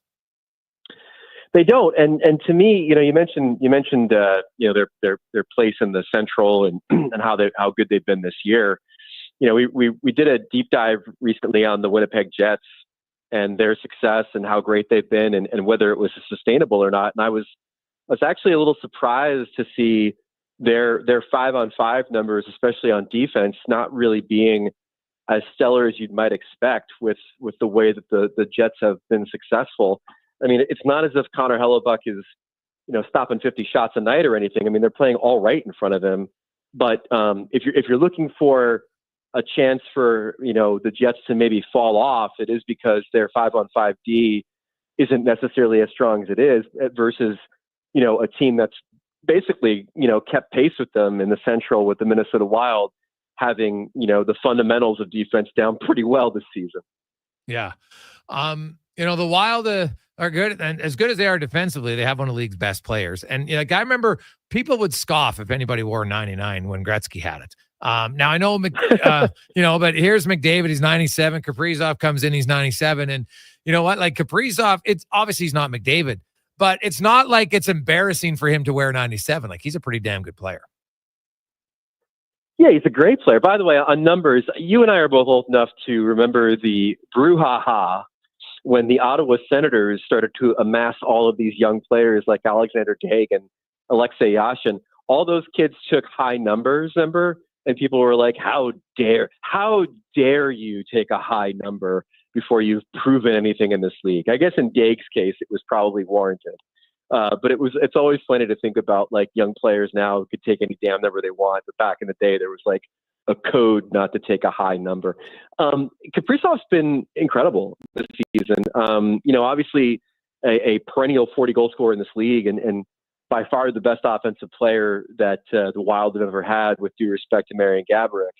But we did our NHL awards watch earlier this month, the first one of the season. He's clearly the front runner to be the Hart Trophy winner at this point, and he's not only because of the number he's put up vis-a-vis his peers, but the number he's put up vis-a-vis his teammates. He's one of these guys that has the gap thing going on as far as like his offensive output versus those of his teammates, and he's been an absolute offensive engine for them. Yeah, he has been, as Greg Wyshynski joins us from ESPN. And Greg, there's a few I want to get your thoughts on the Boston Bruins and their decision. You heard the GM say, wow, we couldn't really get a contract negotiation. We couldn't agree on price. So, maybe that's a small part of it, but it would seem like, well, if you thought he was a good coach and you were negotiating a contract, why wouldn't you keep trying to negotiate? Well, they couldn't agree on price because Montgomery wouldn't agree to the price that the Bruins had set, which was a lowball offer. I mean, exactly. Let's be honest. It's easy for Don Sweeney to stand up there and be like, we couldn't figure out a number that worked for both of us when, they were offering him, a bag of almonds, basically, as far as the contract thing goes. There's clearly some reason that the Bruins soured on this guy. We obviously don't know the internals as far as the relationship between Sweeney and Montgomery. We'll leave the off-ice stuff as off-ice stuff. But on the ice, it's pretty clear that, part of his thinking in the contract talks and in considering Montgomery was the on-ice performance of the team. And when you look inside the numbers last season, the first post-Bergeron, post-Krejci season for the Boston Bruins, it was pretty obvious that the system that Montgomery was coaching was not nearly as effective without those guys in the lineup. They finished outside the top 10 in expected goals against per 60. And then you take Linus Ullmark out of the equation. Swayman falls apart because he didn't have a training camp. Now, all of a sudden, the goaltending that really kind of bailed out that system last year is no longer in place this year. And then you see the house of cards tumble to the point where the Bruins are like 28th in the league in goals against, which is unfathomable for a Boston Bruins team. So I wonder if some of the apprehension for Sweeney in trying to, ensure that Montgomery was going to be his coach in multiple seasons was to kind of see how things played out with the changing landscape of the team with regard to how good Montgomery's system actually was when you start to peel away some of the layers that really kind of, I think, gave him the foundation for success. Yeah, well, and there's some things maybe that change. I get it. Their roster's not that good. And I'm very curious to kind of see where they go from here. You heard Joe Sacco come in and say, hey, we got a lot of guys who aren't playing up to their potential, and we're going to get him there. And okay, maybe he does. We'll see. But it's like they're 8-9-3. It's not like they were the Oilers where they're 2-9-1 and completely in the ditch. So it's an interesting decision for me. And I'll say this: I think Jim Montgomery is at the top of the list now of available head coaches. So whenever there's a team out there, like the Anaheim Ducks make a lot of sense, because you could argue that Jim Montgomery, Greg, might be a better, teacher as a coach to help young players than he is necessarily the guy who coaches you to win a cup. Yeah, and obviously for a team that, I talked to some scouts recently at a Rangers game that had seen Anaheim, and uniformly they thought it was one of the worst defensive teams they had seen in the league. So if you have a collection of great young talent, and I mean, the way that Leo Carlsson's playing this year, I think you can say that's a great young talent. And by the way, also a collection of really good young defensemen coming through the system. To have a guy that can give them some defensive structure would probably be the best thing for them right now. But you said something I want to pause on, though. If you were a GM and you had the chance to hire a coach for your team, do you go Montgomery or do you go Quenneville? Well, I think it depends maybe which phase you're at, right? I think Quenneville's probably better for the established team. And I think Montgomery is definitely better for like Anaheim, I think, is a better fit for Montgomery than it would be for Quenneville. And I guess the other question is, did Jeff Jackson make the world safe for someone to hire Quenneville by hiring Bowman? Yeah, I would think so. Yeah. And it's especially like when you hear more of the story and you hear, from people directly involved, right? Specifically the victim here who's talked to those gentlemen. I think that, it's definitely there. Quenneville's got the green light from the NHL. So I think it's just a matter of time before somebody hires him. That's kind of how I felt it was going to go. I had to deal with a lot of this before Peter Laviolette got hired with the Rangers, and there was a lot of speculation about Joel Quenneville maybe being the guy there.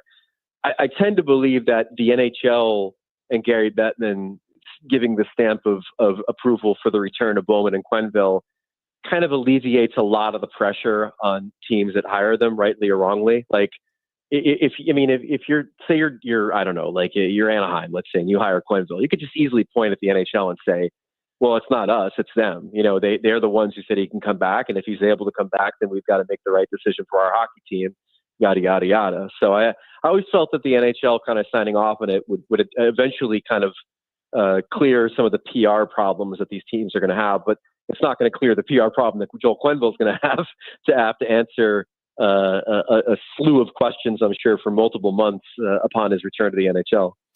Greg Wyshynski joined. Yeah, and it would. Carolina today, the Freddie Anderson. Like, I don't know. Did you have it in your bold predictions? Freddie Anderson would get injured, because that might have been the one lock. Unfortunately for him, he always gets hurt. But they haven't missed him at all. But it's still 2 months. And like, if I'm the Hurricanes, like maybe I'm hoping Kochetkov can be our guy, because if he slips, I'm just like, can I really trust Freddie Anderson to last the whole playoff?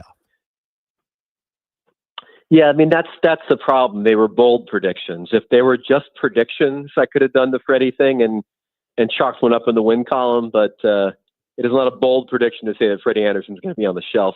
You hit the nail on the head, which is that the risk they ran in having this be their goaltending battery, and they no longer have that third option in Antti Raanta there anymore either, was Freddie's health. I mean, when he's healthy, when he's on, he can still be a very effective goalie. But depending on this guy to be healthy is something that you simply, can't do, I think, at this stage in his career. And, the thing about that goaltending battery, though, and the risk that they took, it's in service of what is structurally one of the most dependable defensive teams in the league, with Rod Brind'Amour behind the bench. And I mean, you're seeing it this season where, they lost a lot of talent from that roster year over year, whether it's Teravainen or Brady Shea or Brett Pesce or whoever. And then, Eric Tulsky comes and does a little plug and play with some offseason acquisitions that have worked out pretty well. But they worked out pretty well because they're just being inserted into a system that is is time tested to be effective in the regular season, and to give this team the kind of structure where they can maybe get away with having one of their goalies out of the lineup for a prolonged period of time because they're that sturdy in front of them. Yeah. I want to get your thoughts on the unfortunate and awful timing of the injury to Alex Ovechkin. He's only missed 35 games in his career due to injury to this point. He might get like half of those with this injury. You hear in a month, maybe a month and a half, who knows, maybe 2. But like, it's awful because, the Gretzky chase, some people are like, okay, he'll probably do it next year. And they thought he'd kind of limp his way to the finish line. He was absolutely just clubbing his way around everybody and killing it and scoring hat tricks and 2 goals a game. And it was like, Ovi was 29 or 25, not 39. Like, it was so awesome to watch. And then on just a very, odd play, right? Like 2 guys not looking at each other, they hit legs, and now he's out. Like, it's brutal. Yeah, it sucks. I mean, it does sound like some sort of an ankle issue, and then you get into whether it's a high ankle situation or something lower on the ankle, and that's going to be the determining factor in whether or not we're talking about, 2-3 weeks, or like you said, more than that, and hopefully it's not more than that. The thing that really sucks is that it's an injury to his leg, and if there's any kind of lingering after effect of the injury, it could hurt what I think has really been the biggest change for Obi this season, which is scoring with the kind of velocity that he had as a younger player. I mean, it's not as if he scored 15 and 18 games by just standing in the Obi spot and cranking slap shots. He looked like his old self again, scoring, with pace and scoring on the rush and doing the things that he used to do as a goal scorer. And like when we talk about him in context, you mentioned like doing stuff like this when he was younger. He's never done this before. Like this is the fastest goal scoring start he's had in his career with 15 goals in 18 games. He's never done it before. It's remarkable that he's doing it at this age. He clearly was motivated by going after the record. He clearly was motivated by looking as horrible as he did in that Rangers series last year in the postseason. And you're right. It's just depressing. Like, as a hockey fan, to see, every night the ticker flip again to being lower and lower, the number of goals he needed to catch Gretzky, and then for him to kind of go out on a freak accident with him being 27 behind or 27 away from the record is a real bummer.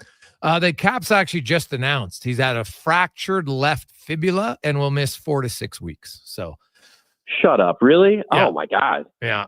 So, well, thank you for the clarification. I heard from 2 sources earlier that it might have been an ankle situation. So you're saying 6 weeks? Yeah. 4 to 6 fractured fibula. And I would argue a fractured fibula might be better than a real high ankle sprain, because those can just linger. Oh, easily. Yeah.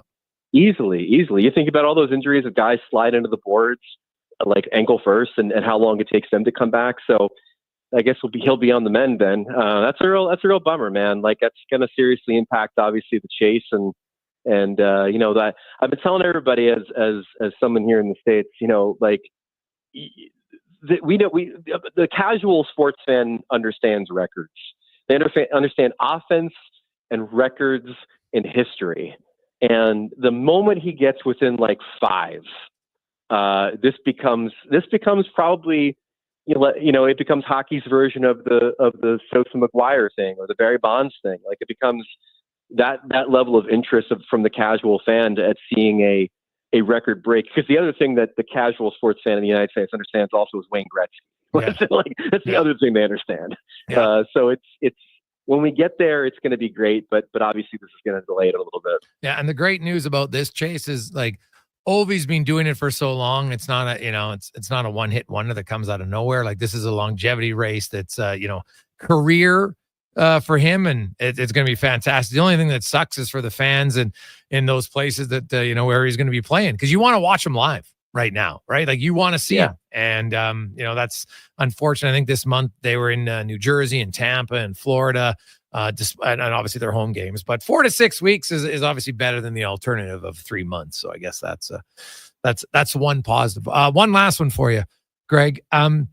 Give me your thoughts on the Mitch Marner is better without Austin Matthews, and as a pending free agent, does this help his case in any way? And do you believe that he's better without Austin Matthews?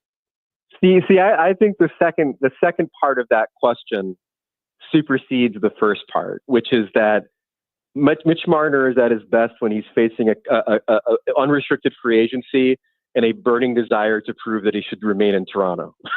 like that's it for me. I mean, with Matthews, without Matthews, it doesn't matter. The biggest thing for this kid right now is I want to stay. I want to give him a reason to keep me around. I want to prove my worth. Craig Berube and I have broken muffins over coffee together. We love each other. Let's make it the easiest call that I could make it for these guys, for them to re-sign me and keep me in the family, because I don't want to have to learn to speak Salt Lake City. So that's I think his biggest thing right now. Okay, makes sense. Greg, great stuff, man. Have a good one. Anytime. Thanks for having me. There you go. That's Greg Wyshynski from ESPN. So yes, Ovechkin out 4 to 6 weeks, fractured left fibula. Quick break. We'll return. We got more on the Oilers tonight. A lot of people, hey, Gregor, did Wilf Paymont wear 99? Yes, Wilf Paymont actually wore 99. He was in 1979-80. So was Gretzky. But after 2 years, Gretzky started becoming like Gretzky. And so then Wilf Paymont changed his number. He's like, I don't want to be 99 anymore. But he actually was 99 before Gretzky was Wayne Gretzky, if you know what I mean, at the NHL level. So kept it for a bit, but then was like, no, I think I'm good. And in 1981, he switched his jersey to 27. And then with the Rangers was 11. Buffalo was 27. Then his career ended with the Penguins, where he wore number 9. Quick break. We'll return to the Gregor Show, presented by PlayAlberta.ca. Gilbert here, HGTV host and renovation expert. The one upgrade I know homeowners will love: better, fresher Culligan water straight from the tap. Culligan's Aquasential reverse osmosis filtration system takes your water to the next level. With up to 7 stages of filtration and 14 filter options, they're certified to reduce over 90 contaminants. Your tap water is about to get a major upgrade: safer water that tastes great. Get started with a free in-home water test at Culligan.com. Culligan, water you love. Excavators, loaders, lifts, compaction equipment, and more. Find the XCMG construction equipment you need. Available for rental or sale at Japa Machinery Group. Japa, helping build Alberta from the ground up for 50 years. Visit japamachinery.com. It's getting free all season long. Can you believe it? Looking for an enjoyable and affordable family night out? The Spruce Grove Saints are excited to introduce their Kids Get In Free program. All kids 12 and under receive free admission for every Saints home game this season. Bring the entire family for action-packed junior hockey at a fraction of the cost. For more information, check out sgsaints.ca. Hey, it's Scott from Sherwood and St. Albert Dodge. I think it's safe to say we are all paying attention to interest rates these days. If so, you'll like this. We have 0% financing available on Jeep Compass, Wrangler, Grand Cherokee, and Wagoneer. 0% on the Dodge Durango and the all-new Hornet. And the rates on Ram 1500, Ram 2500, and Ram 3500, you guessed it, 0%. Are you picking up the theme? We have 0% financing on virtually all 2024 new models with hundreds to choose from. Why pay interest? Instead, come get a new vehicle at St. Albert and Sherwood Dodge. Albertans are always on the go for work, for play, and from downtown to wide open spaces. Nobody keeps Albertans moving like Dedham Ford. They've delivered the service and value buyers want for over 65 years. Now, for a limited time, enjoy cash savings up to $16,000 or rates as low as 0% during Dedham Ford's Black Friday blowout. Keep life moving courtesy of where cars always cost less. Dedham Ford in Wetaskiwin or at dedhamford.ca.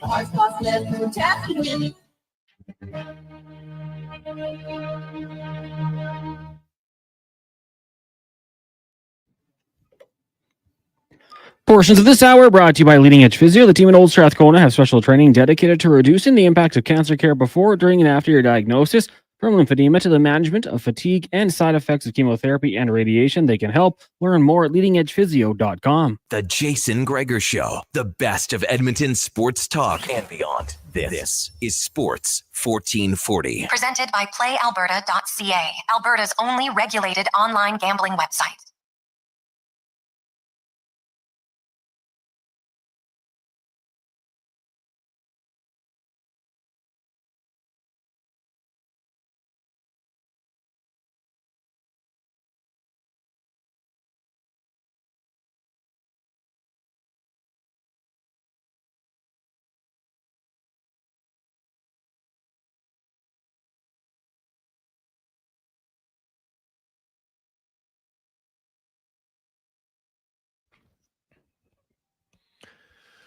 350. Welcome back. Jason Gregor, Connor Halley, Sports 1440, Oilers Nation YouTube and Facebook. Oilers, they made some roster moves today. Arvidsson's moved to IR. They've recalled Josh Brown. Also, Drake Kajula. Zach Hyman is out.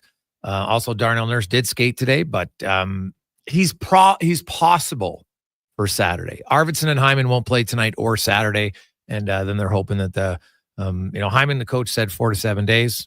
They don't play again until next Friday after this weekend.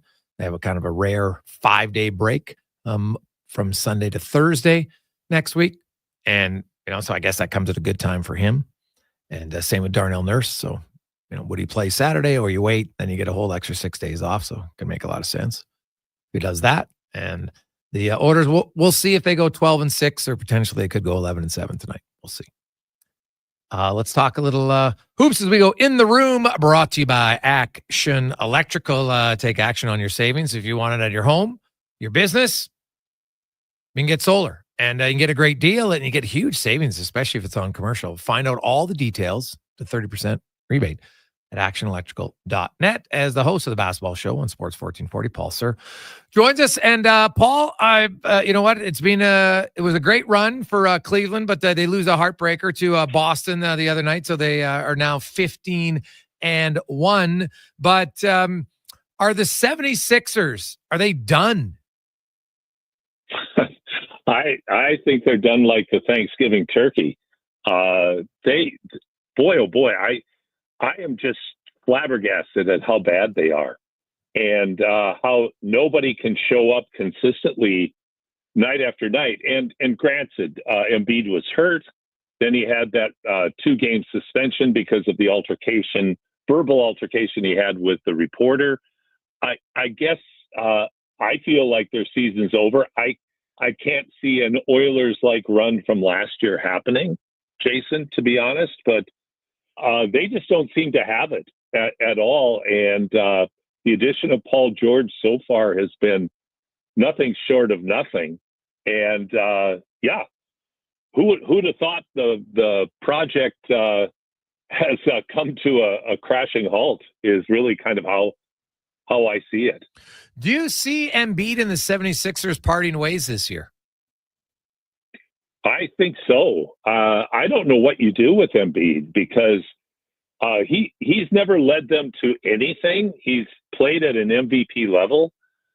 Certainly, he's helped the team win during the regular season. He's done nothing in the offseason. I think everybody questions his real competitiveness and his true desire to win and doing what it takes to win. He seems to be the type of player that just doesn't have that intangible that great players need, that's going to lead to a team excelling.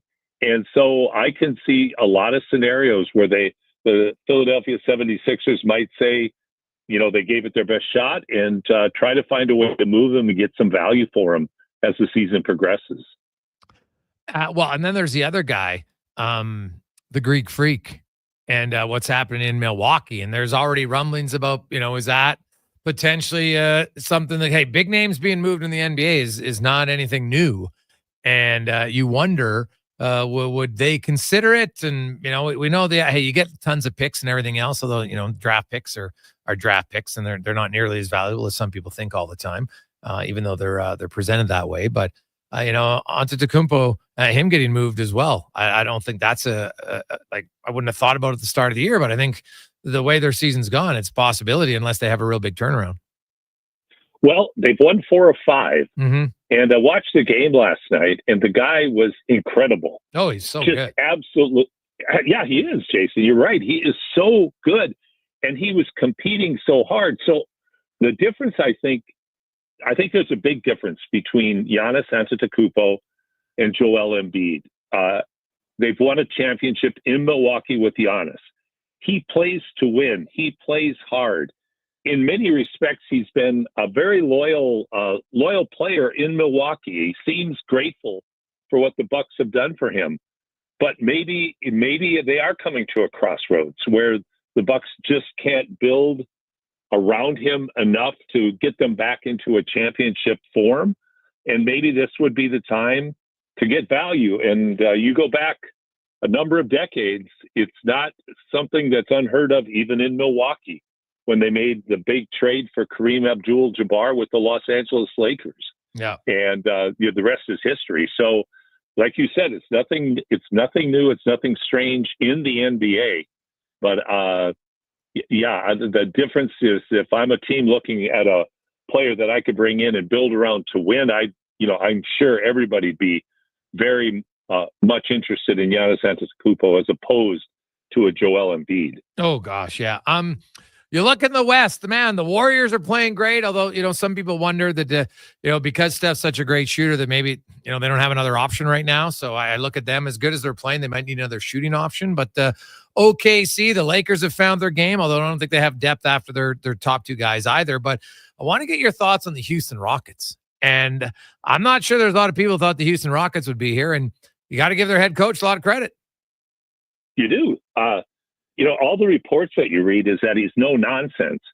And that certainly comes through in the way that they're playing. He was that way in Boston as well, before he had the unfortunate, controversy surrounding some bad decisions that he made, which resulted in his being let go, but has had a positive effect on the Rockets. They are playing great. Ex-Raptor Fred VanVleet has been playing wonderfully as their leader, and they're getting outstanding performances from a number of players. So, yeah, it's an interesting year, Jason, I think, in the NBA, because in both the West, which is so strong, but even in the weaker Eastern Conference, you're seeing the emergence of teams that have been pretty dreadful for a number of years in the mix right now, early in the season, for being much, much more impactful than they were before. Paul Sir joins us, talking a little NBA hoops. Also, Paul, on the local scene, we got U of A, Grant McEwen, Nate, everybody back playing basketball. How I know it's early, but what's your thoughts on some of the local teams and how they're shaping up? Well, I think the Pandas will be very good this year. Once again, the Bears had an uncharacteristically tough season last year. That's not how Barnaby Craddock, their longtime head coach, rolls. I would expect the Bears to be much better. McEwen's women's program kind of goes back and forth, up and down, but I would look for some improvement there. And I hope Coach Mike Conley would be able to start getting the Griffins men's team in a more positive direction, because, boy, they have been dreadful over the last several years. In the ACAC, Nate, under Adika Peter McNeely, the 6-year veteran of the Edmonton Stingers, takes over for Jordan Baker as their head coach. And I'm hoping, I think Adika will do a great job in the ACAC. I think he has a brilliant future in the coaching ranks. So it's great to see the post-secondary scene starting to come together and start, the season getting rolling. And the neighbors to the south, Calgary, is on the men's side very, very good. On the women's side, they're tough as well. So youth sports will be fun to watch, as will the college basketball in our city. And you mentioned the Stingers, the CEBL. Of course, there is the sad news with the Winnipeg Sea Bears, as their captain passed away. Ended up having a brain aneurysm during a training session earlier this month. That's it's very unfortunate. Chad Posthumus was actually a longtime resident of Edmonton, even though he never played for the Stingers and he hails from Winnipeg. Chad was very entrenched in the community, and particularly in the basketball community in Edmonton, and a really nice young man, a big personality, and well-liked and respected throughout our city. And certainly my family knows the loss his family is feeling right now, and our hearts go out to them and the whole Sea Bear Nation for losing someone who has done so much, not just for basketball, but for the community of Winnipeg. And as I said, our hearts go out. Yeah. Hearts go out to his family. Yeah, brutal news. Paul, thanks so much for this, man. Have a great day. You bet. Thanks so much, Jason. Take care. You betcha. That's Paul Sir. And that's awful. 33 years of age, really young, brain aneurysm, just brutal. When we return after Connor Halley and a Sports 1440 update, Anthony LaPanta will join us. We'll also hear from Chris Knobloch as we set up the Oilers and the Minnesota Wild here on the Jason Gregor Show on Sports 1440, Oilers Nation, YouTube, and Facebook, presented by PlayAlberta.ca. Let's get to the con man. Sports 1440 update brought to you by Fountain Tire. Well, hey, if you haven't done it now, what are you waiting for? It's slippery, sliding all over the place. You need your winter tires. And if you're worried about where you can store your summer, don't worry. Because Fountain Tire, you can store them right there. They'll help you store your summers right now at Fountain Tire. Final location near you, fountaintire.com. The Sports 1440 update. Game day, the Edmonton Oilers taking on the Minnesota Wild down at the Ice District just after 7 o'clock. We've got pregame coverage with Andrew Walker and Donovan Paulson getting going at 6. Immediately following the Jason Gregor Show, the Oilers will be without Zach Hyman and Victor Arvidsson tonight. Arvidsson was placed on the IR earlier this afternoon. Washington Capitals superstar Alexander Ovechkin suffered a fractured left fibula and is expected to miss 4 to 6 weeks. The team announced that earlier this afternoon. Ovechkin has 15 goals in 18 games so far this season, trailing Wayne Gretzky by 26 in the all-time career list. Elsewhere around the NHL tonight, those Caps will take on the Avalanche just after 5. You got the Devils and the Canes, the Islanders in Detroit, Sens host the Golden Knights, Utah taking on Boston, Blues and the Sharks, the Rangers in Calgary, and the Panthers taking on the Chicago Blackhawks. Week 12 in the NFL kicks off tonight as the Cleveland Browns hosting the Steelers. That one gets going at 6:15. The Edmonton Elks have requested and have been granted permission by the BC Lions to speak with Rick Campbell about their vacant head coach position. Campbell was fired from his post as the BC Lions head coach and co-general manager on Wednesday after 4 seasons with the team and in the association. Just 4 games tonight. Raptors host the Timberwolves. That gets going at 5:30. You also got the Pistons in Charlotte taking on the Hornets, Spurs and the Jazz, and the Magic in Los Angeles. Coming up in hour 3 of the Jason Gregor Show, we'll be joined by Anthony LaPanta, the voice of the Minnesota Wild, and we'll ask 5 questions. I'm Connor Halley. This has been a Sports 1440 update. Sports 1440, Stingray radio station. CKJR broadcasts from West Edmonton Mall and Wetaskiwin. Download the free Stingray music app and listen wherever you go. Ain't it beautiful? What does excellence mean to you, and how does it impact your decisions? Friends, it's Carrie Dahl, and I know that at Volvo Cars Edmonton, excellence isn't an option, it's their everything. From customer satisfaction and sales, service, inventory, and retention, they excel in all. Congratulations, Volvo Cars Edmonton, Canada's only 12-time Volvo Excellence Award winners. Volvo of Edmonton. You've heard people say dream big and think about your future. Well, at GS Construction, we live by those words every day. You see, GS Construction lays pipes in the underground systems in your area. So we don't just think about today. We think about tomorrow and the future of Edmonton's communities and neighborhoods, the places we call home and the places we will call home. We're there when new neighborhoods are developed and return when it's time to replace them. For more on what we do, go to gsconstruction.ca. The job isn't done until the last load is hauled, and having a semi-trailer out of commission is not an option. Whether replacing or adding to your convoy, Edmonton Trailer has a huge inventory of new and used semi-trailers, trusted by the gravel, logging, oil field, fluids, and freight industries. Find a trailer right for you online or at one of their 3 locations. For sales, service, parts, rental, and finance, when you're in it for the long haul, Edmonton Trailer. Raise a smoothie to any friend you've had since 1999. That's a good friend. And Booster Juice was there, now celebrating 25 years in Canada and more than 450 locations from coast to coast. A silver anniversary splashed with lots of oranges. Celebrate 25 years of Booster Juice with the return of OG favorite smoothies like the original, the Orangesicle, and the Marathon, made with cranberries, bananas, strawberries, orange sorbet, and probiotic yogurt. Happy 25th Booster Juice. Download the Booster Rewards app today. At Cross Mitsubishi, our legendary warranty is going even further. Right now, upgrade to a 10-year, 200,000-kilometer bumper-to-bumper warranty on your new Mitsubishi. Cross Mitsubishi will pay $1,000 towards your warranty upgrade, making it easier than ever to drive with confidence. Visit Cross Mitsubishi today and secure your extended protection. 9605 34th Ave and at crossmitsubishi.ca. Your furnace is dead. It's time to replace it before winter crushes you. Legacy Heating and Cooling is practically there already. Yeah, we're working in your basement, doing a me smell the work so earnestly, building your legacy. With no payments and no interest for 1 year, you gotta call Legacy. Replacing your dying furnace before it's too late, that's how you build your legacy. Legacy Heating and Cooling.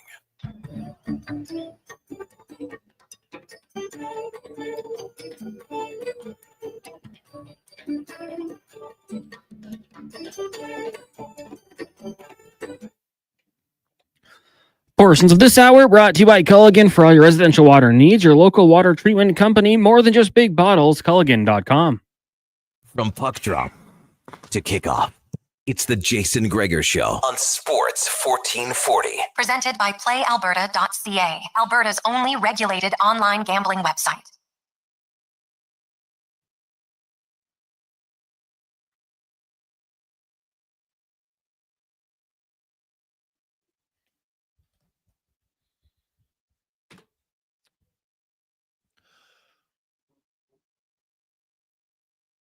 Just after 4 o'clock, it is game day, the Oilers and the Wild.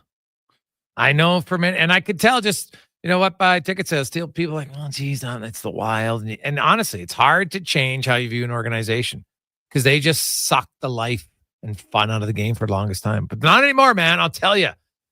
Mr. Kaprizov almost single-handedly has made the Wild an exciting team. Now, they got some bangers. They're physical. They're still sound defensively. But Kaprizov can bring you out of your seat. And he's not McDavid, but he's darn close. Yes, they have the same number. But you know what?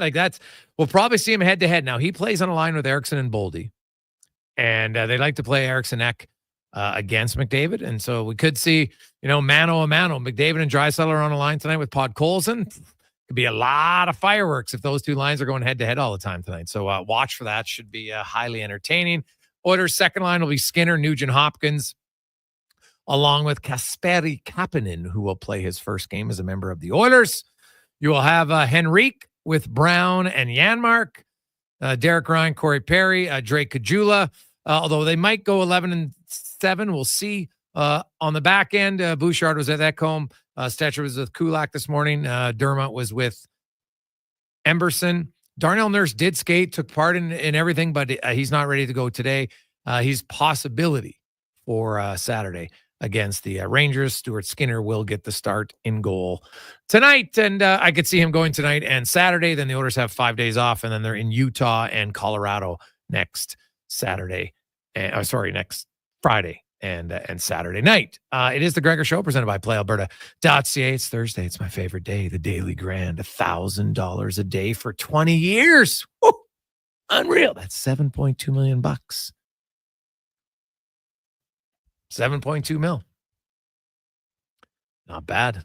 Not bad at all. PlayAlberta.ca. And if you're there, you can use the promo code Gregor50 and you get a free $50 play at PlayAlberta.ca. Hey guys, I think Rick Dudley also wore 99 for a short time. Yeah, there's a few guys in NHL history who had done it. Obviously, no one can do it anymore. Some of those guys had it, and then they're like, "Oh, geez, this other 99 is pretty good, so I'll take it off."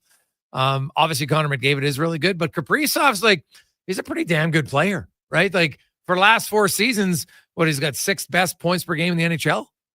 He's good. He's really good, and it's. As great as McDavid is, the domination of his peers is not at the level when you look at point production compared to what it was by Gretzky for that decade, which was mind-blowing.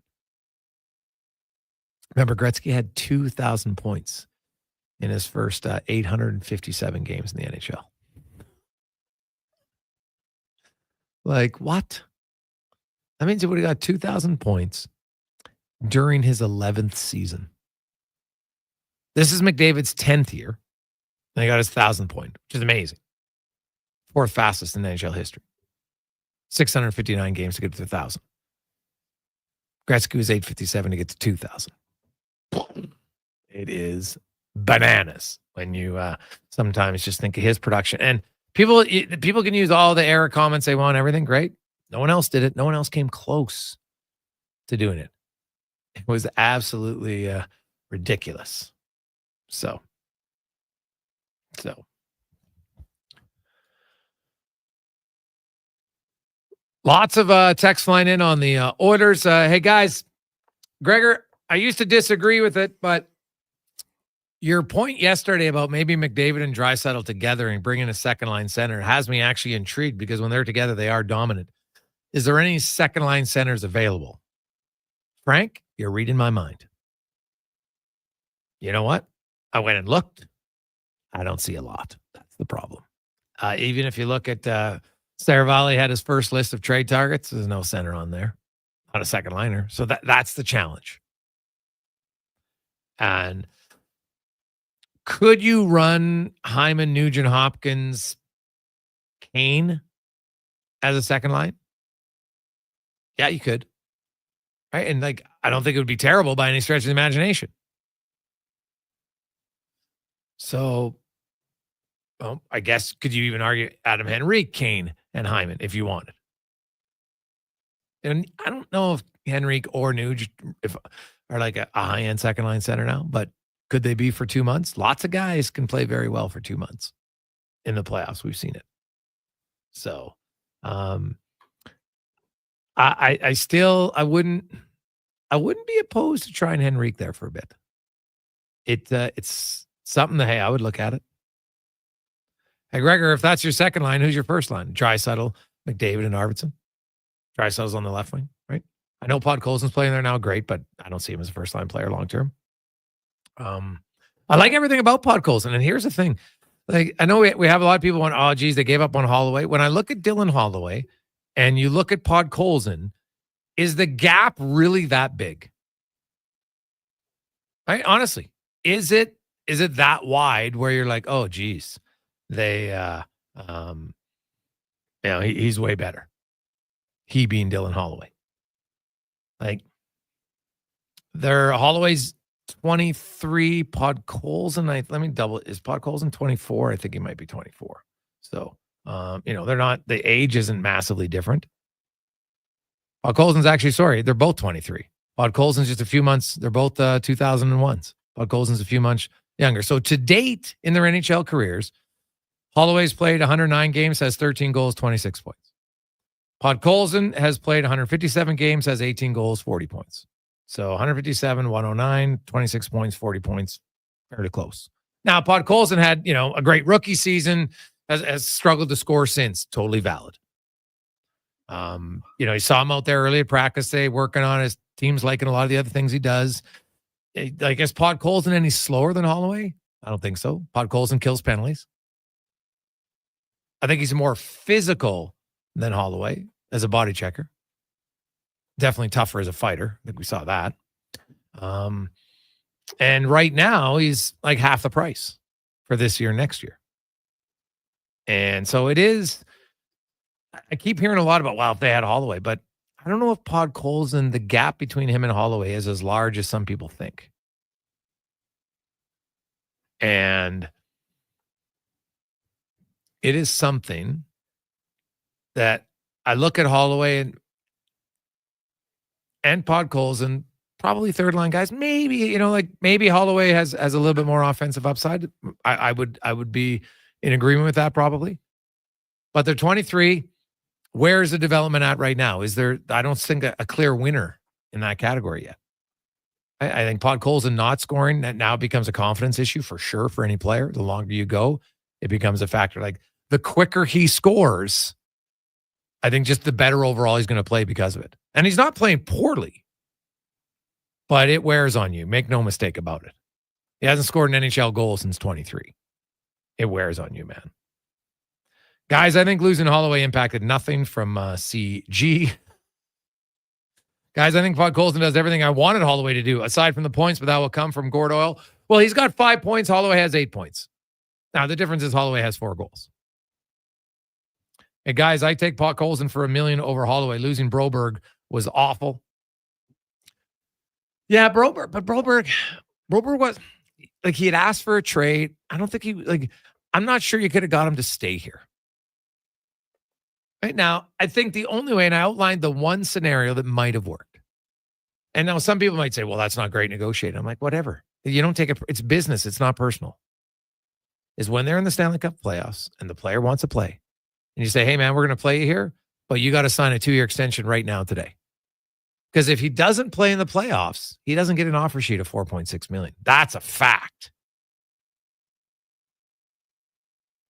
So would he have signed? We'll never know.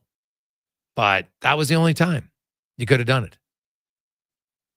Now, the organizations at that point, they're probably not thinking he's going to get a $4.6 million offer sheet. There was not one person in Edmonton, I think, who thought that, myself included. And then he played great in the playoffs. Awesome for him. Like, it's unbelievable that he turned to play a short, 8 games and turned it into $9.2 million. Awesome. Good for him. And you know what? Having Broberg would definitely, he's better than Stetcher. He's better than Dermott. He's better than Brown, right? I get it. No question about it. Right? Better than Emerson at this point.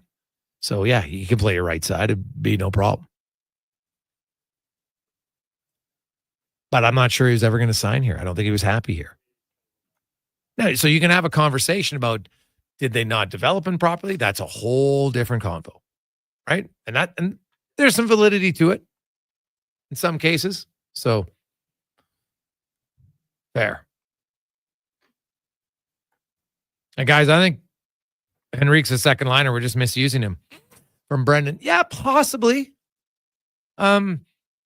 I don't mind where he is. I think at times, though, yes, I could use him with better offensive players. But I think they look and say, this is the role we envision him as. And so that's kind of what they're going to stay with. That line's being pretty much together all year. And that's kind of what they want. So I think it is a valid question. Now let's get to head coach Chris Knobloch talking about a few different things. I do want to start with, though, because I love this answer. Listen to him talk about the feeling about his team right now. We're kind of at the quarter mark of the year. And, does he have a major concern about his team? Main concern is just finishing. I think we've been creating a lot of scoring chances, and you can look, every team creates their different scoring chances differently, whether it's point shots, presence, line rush for. But a lot of the offensive metrics, we're very high, and probably the biggest telling metric on creating scoring chances are how many shot attempts are you getting from the slot. And we are among the leading top 3 for sure in almost every category. So my biggest concern is making the plays. I think overall 5-on-5, we've been playing really well. Again, I think our special teams need to improve. I think they've been coming along. Penalty kills had a few games of not giving up a goal. Power plays looking sharper since Connor's come back. That's a big part of winning, losing games is that power play penalty kill battle. Yeah. Finishing, man. It's a skill. And it's an area where they got to get better at. And, I think you can do some drills in practice at times. Just keep working on it. Because they're getting the chances. So it's not a lack of effort. It's not a lack of ability to get to the places. It's just a matter of finishing. They got to finish better. And maybe the floodgates will open, but there's no guarantee they will. That's like everybody says, regression to the mean. I'm like, this isn't a statistical just number that's a formula. Okay, there's lots of others, human elements here in play. Many other things come to play. Confidence is real. Okay, it's real. This is not just the average that you always say, well, it has to even out, because it doesn't even out. Right? It's like when people always use PDO. I'm like, go look at the Stanley Cup champion winning team's PDO every year. Okay? Go look at what it is. And it's unsustainable. Oh, really? It's sustainable for 2 months, and that's all it has to be sustainable for. And it makes a big difference. No question. Just the Kapanen on the PK. Will we see it or not? Need him. He hasn't killed very much in the last 4 years. But when he did kill quite a bit, it was in Toronto, and it was a system that was very similar to what we are right now. And in the future, I think he will be a part of our penalty kill, whether it's immediately. I'm not sure if that's doing that too soon, but he did look very comfortable this morning doing it. But again, we have other guys who have been doing it and are comfortable. But in the future, our plans are that he will be involved in it. There you go. So not right away, but down the road. And so, what does this mean? Where is he going to fit in? Because if you have Arvidsson and you have Hyman and you have Brown as right wingers, is it Corey Perry? Or just going to move over to the left side? Is going to be the fourth line left wing spot when everybody's here? Obviously, when Kane comes back, there's going to be some changes. Like the orders, I know I see some people, they got no depth. I'm like, what? Look at their roster. Kane's not playing. Arvidsson's not playing. Hyman's not playing. How can you say they don't have depth? They don't have healthy depth. But the suggestion the orders don't have depth, like, oh my goodness. Like there's times where I wonder if people on social media who post actually think before they post. I truly question it sometimes. To suggest the Oilers don't have any depth, I'm like, what? They're not producing right now. Does Jeff Skinner suddenly have no talent? Is Zach Hyman, do you honestly think Zach Hyman's a 12-goal scorer? Come on. I don't think so.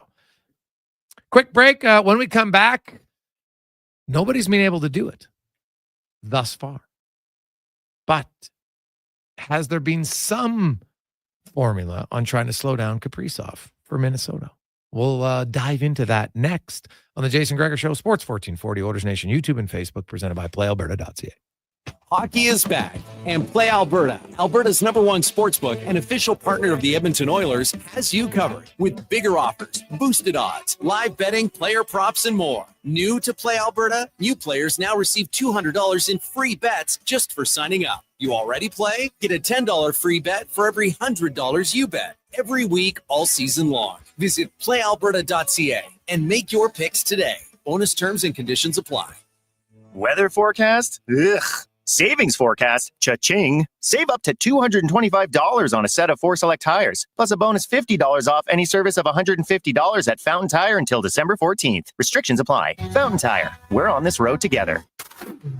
Ready to tackle your toughest tasks? Edmonton Kubota has you covered with the all-new M8 Series tractor with powerful 181 and 201 horsepower engines, Cummins power, and loader readiness. It's built to handle any challenge. And now, for a limited time, get a free 4-year extended warranty when you drive off with an M8 Series tractor. Don't miss out on this unbeatable offer. Visit Edmonton Kubota today and power up your productivity. Edmonton Kubota, where power meets performance. Actions speak louder than words. Japa Machinery Group puts your construction plan into action with XCMG construction machinery you need. Available for rental or sale. Learn more at japamachinery.com. Get early access to real Black Friday prices now at The Brick. Save up to 65% off select sofas when you buy the matching Love Seater chair. Up to 25% off bedroom and dining furniture. Plus, save up to $700 off a big screen TV. And get free shipping on TVs over 50 inches. Find 40% off mattresses and next day delivery on in-stock beds. Plus, save 3 times the tax when you buy 2 or more Samsung major kitchen appliances. Find a lower price before the end of the year, and The Brick will refund the difference. Some exclusions apply. See in store for details. Day or night, tasting just so right. You can order noodle at oodlenoodle.ca, delivering you the news almost right away. Remember, you can order noodle at oodlenoodle.ca. So stay on your couch all day and order oodlenoodle.ca. Oodle noodle. You got a go-to coffee spot, a trusted barber, even a lucky game day jersey.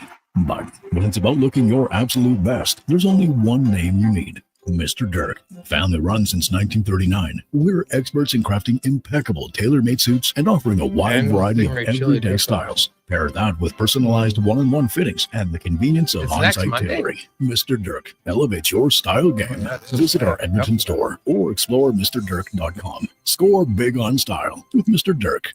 Silent Rides is one of Alberta's premier bus charter companies with state-of-the-art motor coaches. We provide our customers with the safest and most reliable ground transportation. Our seatbelt-equipped buses have become the preferred carrier for many local sports teams, tours, corporate outings, and other various travel across Western Canada. For more information and to request a quote, contact Ted Nakamura at 780-940-0880 or visit silentrides.ca.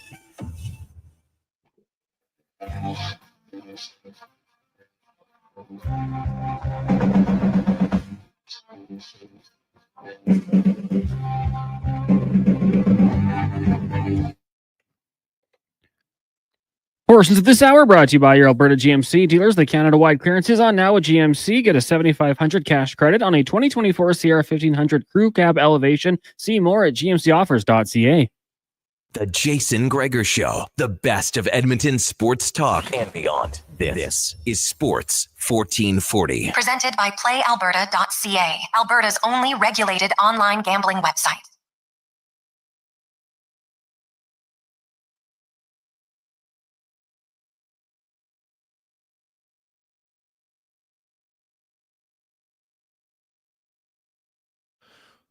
.426.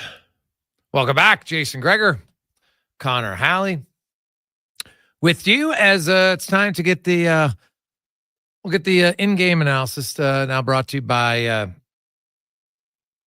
Volvo Cars Edmonton. They are Canada's #1 Volvo dealership, 13-time winner, Excellence Awards in service and sales. Volvo Cars Edmonton.com as Anthony LaPanta joins us from Minnesota, of course, the voice of the Wild. And Anthony, you have the pleasure of calling Kaprizov's games on a nightly basis. He's been a dominant player before, but this year he's taken his game to a new level. You look at his point total; he's already got 33. He's leading the NHL in 5-on-5 scoring. He's got more 5-on-5 assists than any other Wild players have points. Like he's been dynamic and dominant so far. Where are the areas of improvement for him this year?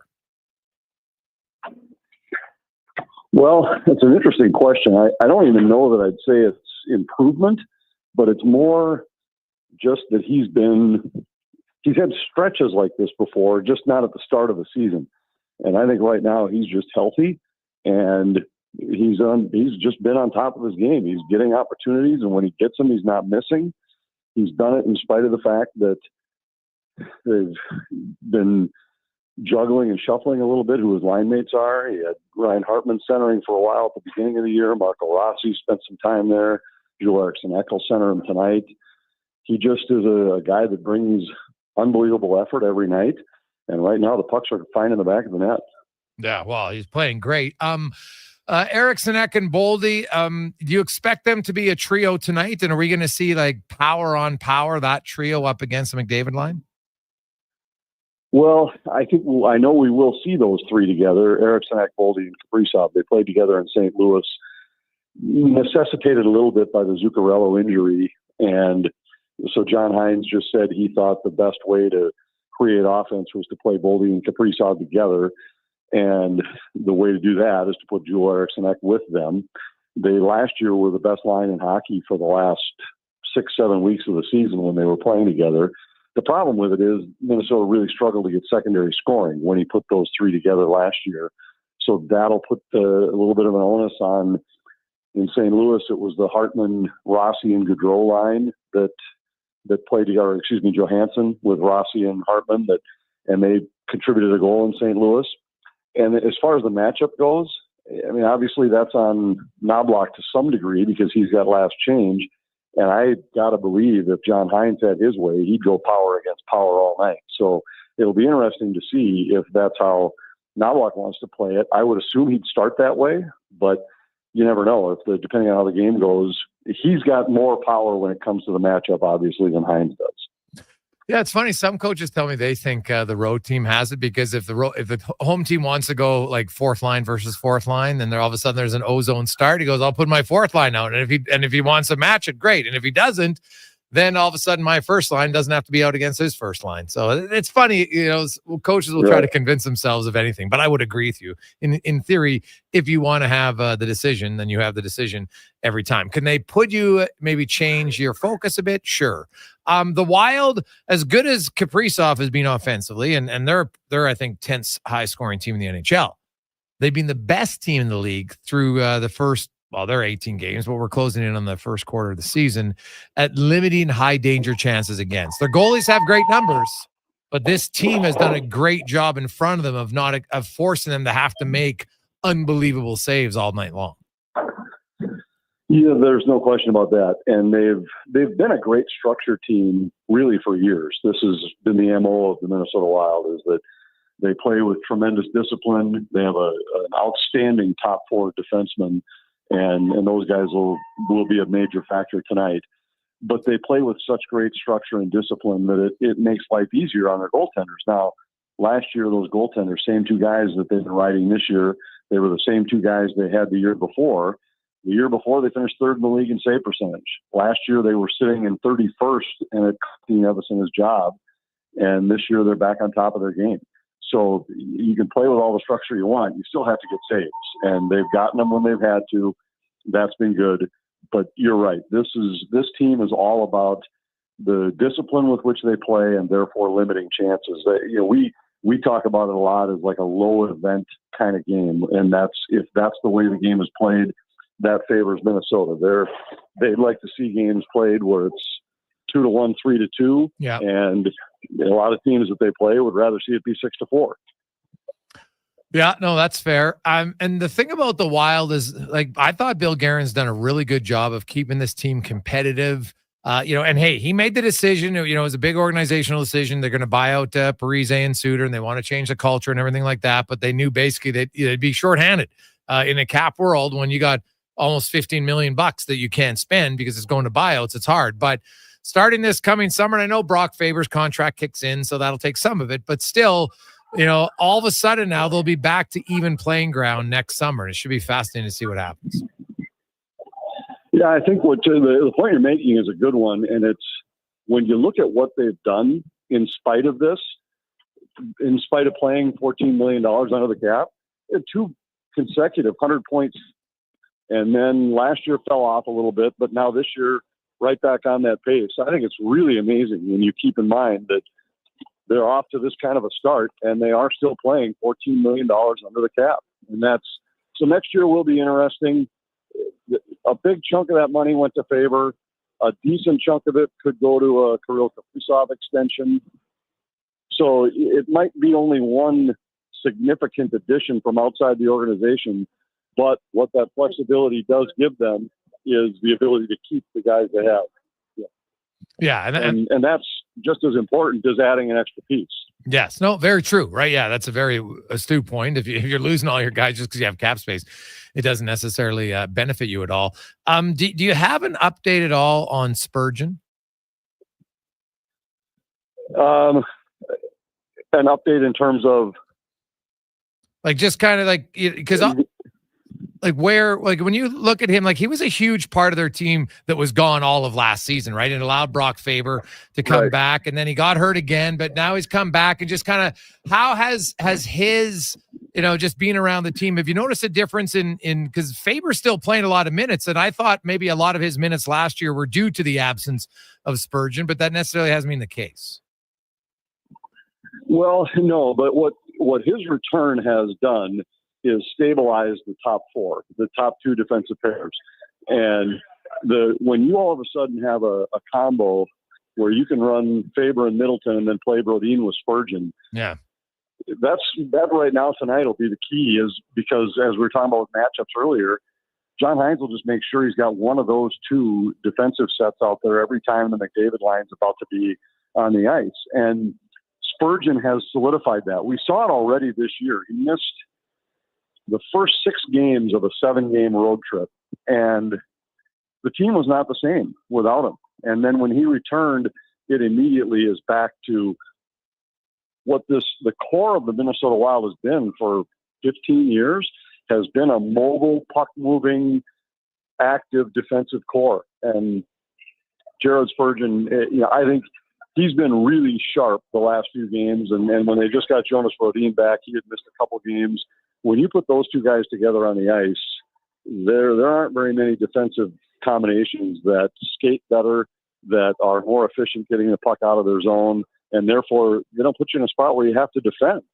And so Spurgeon's been terrific, and right now I think he has assists in 3 games in a row, and he just is such a stabilizing factor, stabilizing influence on the whole team.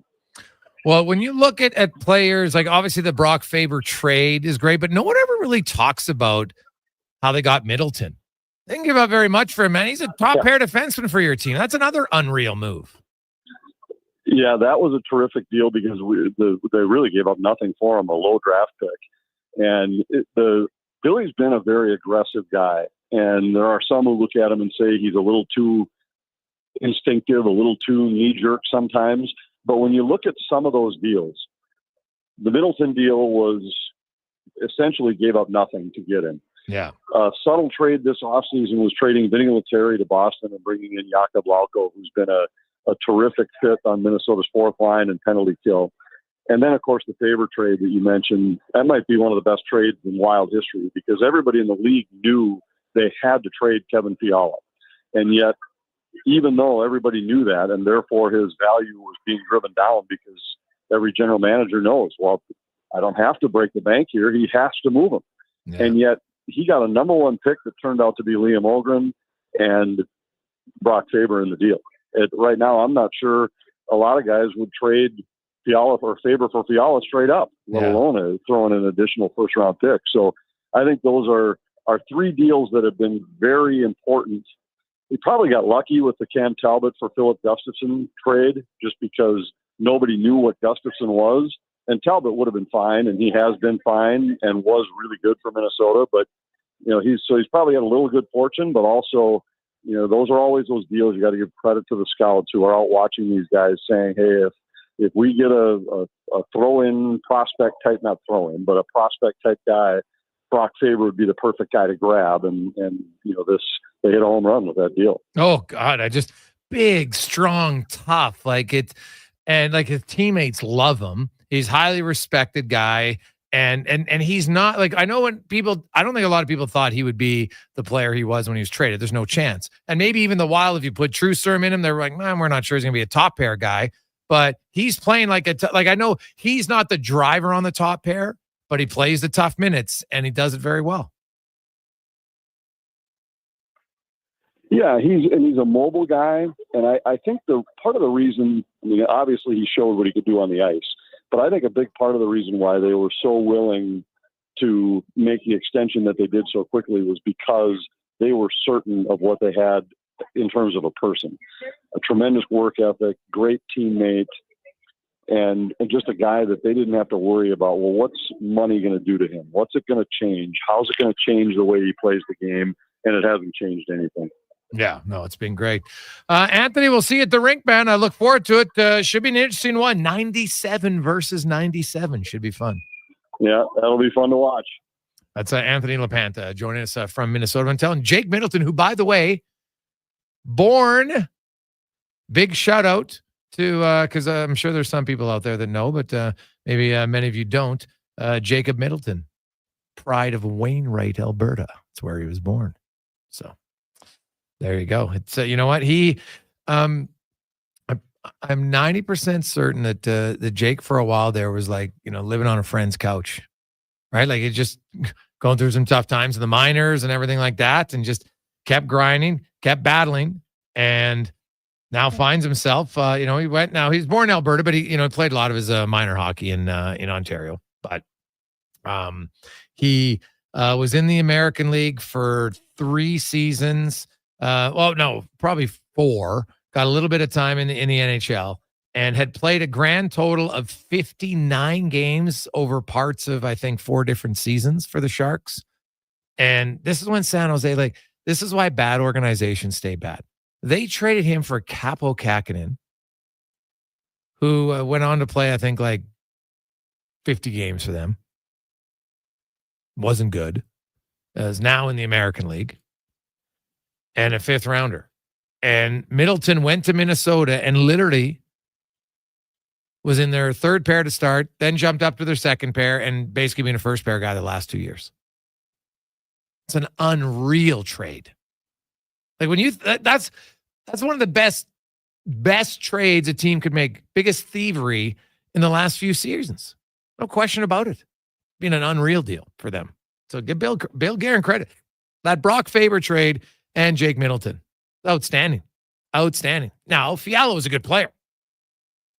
And Faber's come in and he's been great, right? Local guy, so I get all that. And Fiala's a good player, so it wasn't thievery like Middleton. But Middleton's playing top pair minutes. and doing very well. Quick break. We'll come back. We got 5 questions and more on the Gregor Show presented by PlayAlberta.ca. Edmonton's premium live music and party venue is On the Rocks. Check out Bingo Tunes on Monday. Perform on the best stage in town with karaoke on Wednesdays. Learn how to salsa with Salsa Rocks on Thursdays. And every weekend, OTR goes live. With your favorite bands on the OTR stage and DJ Kenny K. For everything that's going on at On the Rocks, give us a follow. Facebook, Instagram, or Twitter. At On the Rocks, EDM. Eat well, party hard. On the Rocks. On the Rocks. On the Rocks. Open every day till 2 a.m. Ain't it beautiful? The inventory is unprecedented. Volvo Cars Edmonton is proud to boast an amazing selection of in-stock Volvo XC40s, 60s, and 90s. Visit Volvo Cars Edmonton today and experience the exemplary service you've come to expect and the affordable luxury only found with Volvo Cars Edmonton, Canada's only 12-time Volvo Excellence Award winners. Experience the difference. Volvo of Edmonton. We all live in Canada, right? And we all know it gets cold, right? And every second that ticks by, it gets colder and colder. Well, GS Construction is prepared for that. GS Construction is the group that makes sure all those underground pipes that lead to and away from your home stay flowing. Because pipes freeze. You don't want that. So GS Construction has been hard at work as winter approaches, preparing our underground systems to run smoothly. To find out more, visit gsconstruction.ca. You've got a go-to coffee spot, a trusted barber, even a lucky game day jersey. But when it's about looking your absolute best, there's only one name you need. Mr. Dirk. Family run since 1939. We're experts in crafting impeccable tailor-made suits and offering a wide variety of everyday styles. Pair that with personalized one-on-one fittings and the convenience of on-site tailoring. Mr. Dirk elevates your style game. Visit our Edmonton store or explore MrDirk.com. Score big on style with Mr. Dirk. Oodle Noodle Origins. In 1864, Francis Oodle took over his dying father's business as a leatherman. He was quite proficient, but his heart was never truly in the trade. After his father's death, Oodle met a cocksure young man named Vladimir Nudel, who was a trailblazer in the popular new art of food boxes. They formed a partnership and aimed to ply their trade in the New World. At Ellis Island, Nudel was renamed David Noodle, and henceforth, the franchise has been known as Oodle Noodle. It's the biggest game of the season. The Oil Kings Teddy Bear Toss presented by The Brick. Sunday, November 24th, bring your new stuffed bears to the game, and when the Oil Kings score their first goal, the fur will fly onto the ice. Help Santa's Anonymous collect thousands of bears this holiday season for families in need. See the Oil Kings in their special Teddy Bear Toss-themed jerseys as they face the Red Deer Rebels. Teddy Bear Toss presented by The Brick. 4 o'clock Sunday afternoon at Rogers Place. Tickets are selling quickly. Great family entertainment starts at just $20 a seat at oilkings.ca.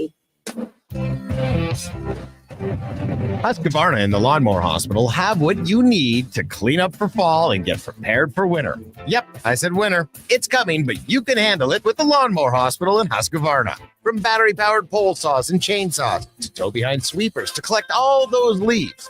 Don't forget the Husqvarna 580 BTS backpack blower. Great for leaves, amazing for the snow. LawnmowerHosp.com. The Lawnmower Hospital. Legacy Heating and Cooling jingle auditions take one for Gene Principe. Are you ready, Gene? Ready? I'm not just here to make a thermo a couple of bucks. I'd never just microphone it in. Take one. Call Legacy. Call Legacy. Nice. Boom! I'm a musical genius. Legacy's going to love this for furnace season. What's not to love with no interest and no Principe payments for 1 year? Are you always like this? Yep. Unlike a furnace, I have no filter. Legacy Heating and Cooling. Yeah. Feel it, baby.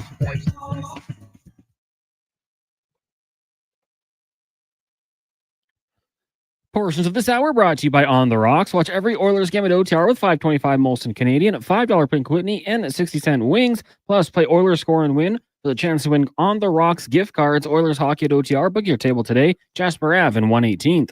The Jason Gregor Show, the best of Edmonton sports talk and beyond. This is Sports 1440. Presented by PlayAlberta.ca, Alberta's only regulated online gambling website.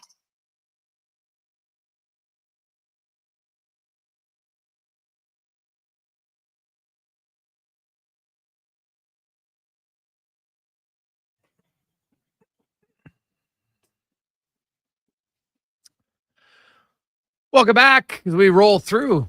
Man, fast-paced Thursday afternoon. How are you? Now, please remember, it's winter. It gets darker soon.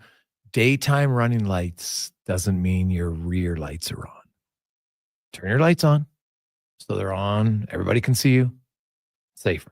It's better. Let's get to 5 questions brought to you by The Brick, where tomorrow, the one day only, even more Black Friday deals. 65% off sofas when you buy a matching love seat or chair, and up to 30% off sectionals and recliners. Tomorrow only at The Brick and thebrick.com. It's time for 5 questions on the Jason Gregor Show. All right, Jason, can we get a prediction for tonight's game as the Oilers host the Wild? But also, I want to quickly ask you, when it comes to Kirill the Thrill, how high would you rank him when it comes to players in the NHL right now? Oh, he's top 10 player for sure.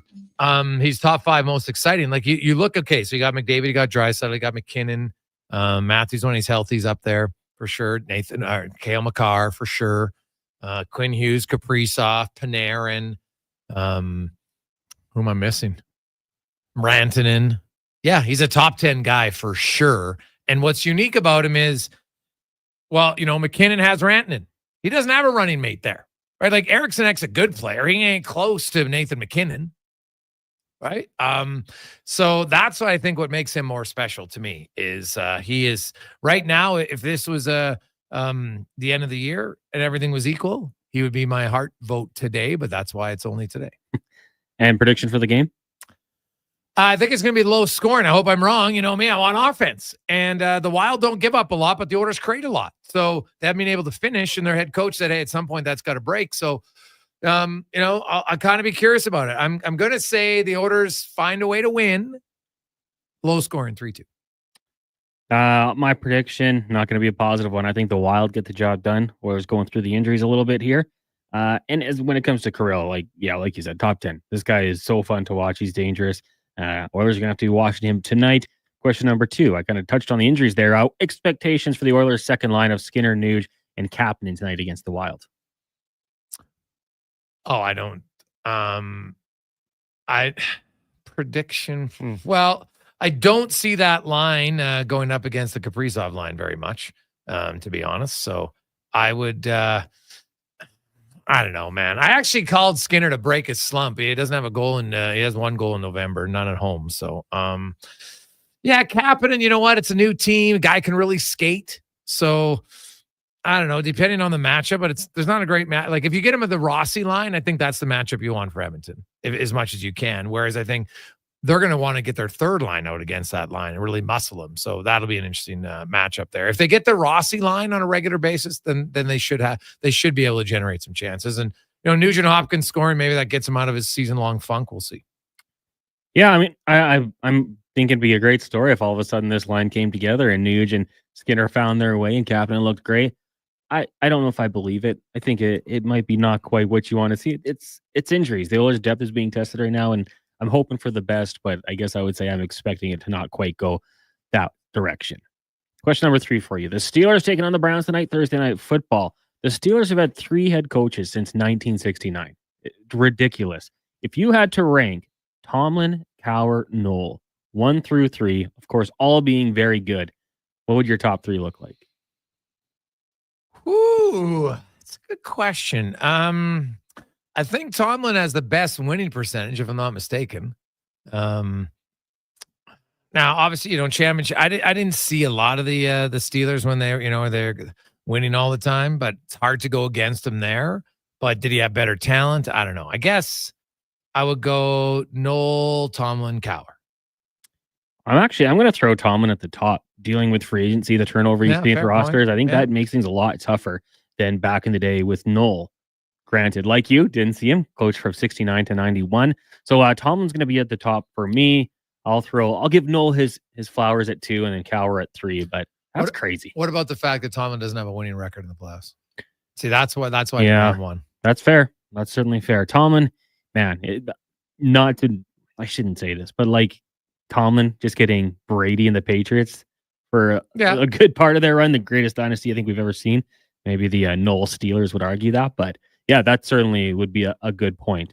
Tomlin, I have so much respect for that guy for what he's been able to do. Sticking with this game for question number 4, Steelers 3.5-point favorites against the Browns. The over under 36.5 points. Those two bets, of course, you got so much more you can do at playalberta.ca. Anytime touchdowns, prop bets for yards, receptions. What would be one that you're looking at tonight as a smart bet?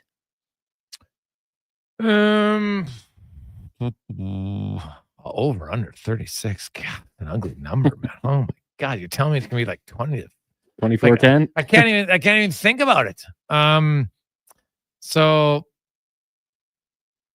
I'll take the over. I like it. Hey, It's 36. Come on, like 37. We can't even have like a 2017 game. could happen. I like the Steelers to cover the spread tonight. I know the last couple of weeks we've had the teams that have had the spread. It's been bigger and they found ways to close the gap. But I just think the Steelers defense is so fundamentally sound. They're going to force Jameis Winston, who he'll make his plays, but I think he's also going to make some turnovers, and the Steelers can capitalize on it. So I'll take the Steelers to cover, and then, you know what? How about a defensive touchdown in the game? I think the Steelers could find a way to get it done. My final question for you today is World Hello Day. When you walk past somebody, public setting, maybe a walking trail, you're walking your dog, are you someone who says hello? Do you smile, or is it nothing? Minimum, it's a smile, but I say hello. I would say hello 95% of the time. If I'm walking by two people that are talking, I don't say hello because I'm like, okay, they're in a conversation. I will say when I see someone super kind of grumpy, then I always say hello. And sometimes you can see it kind of perks them up, but sometimes it's just like grumpy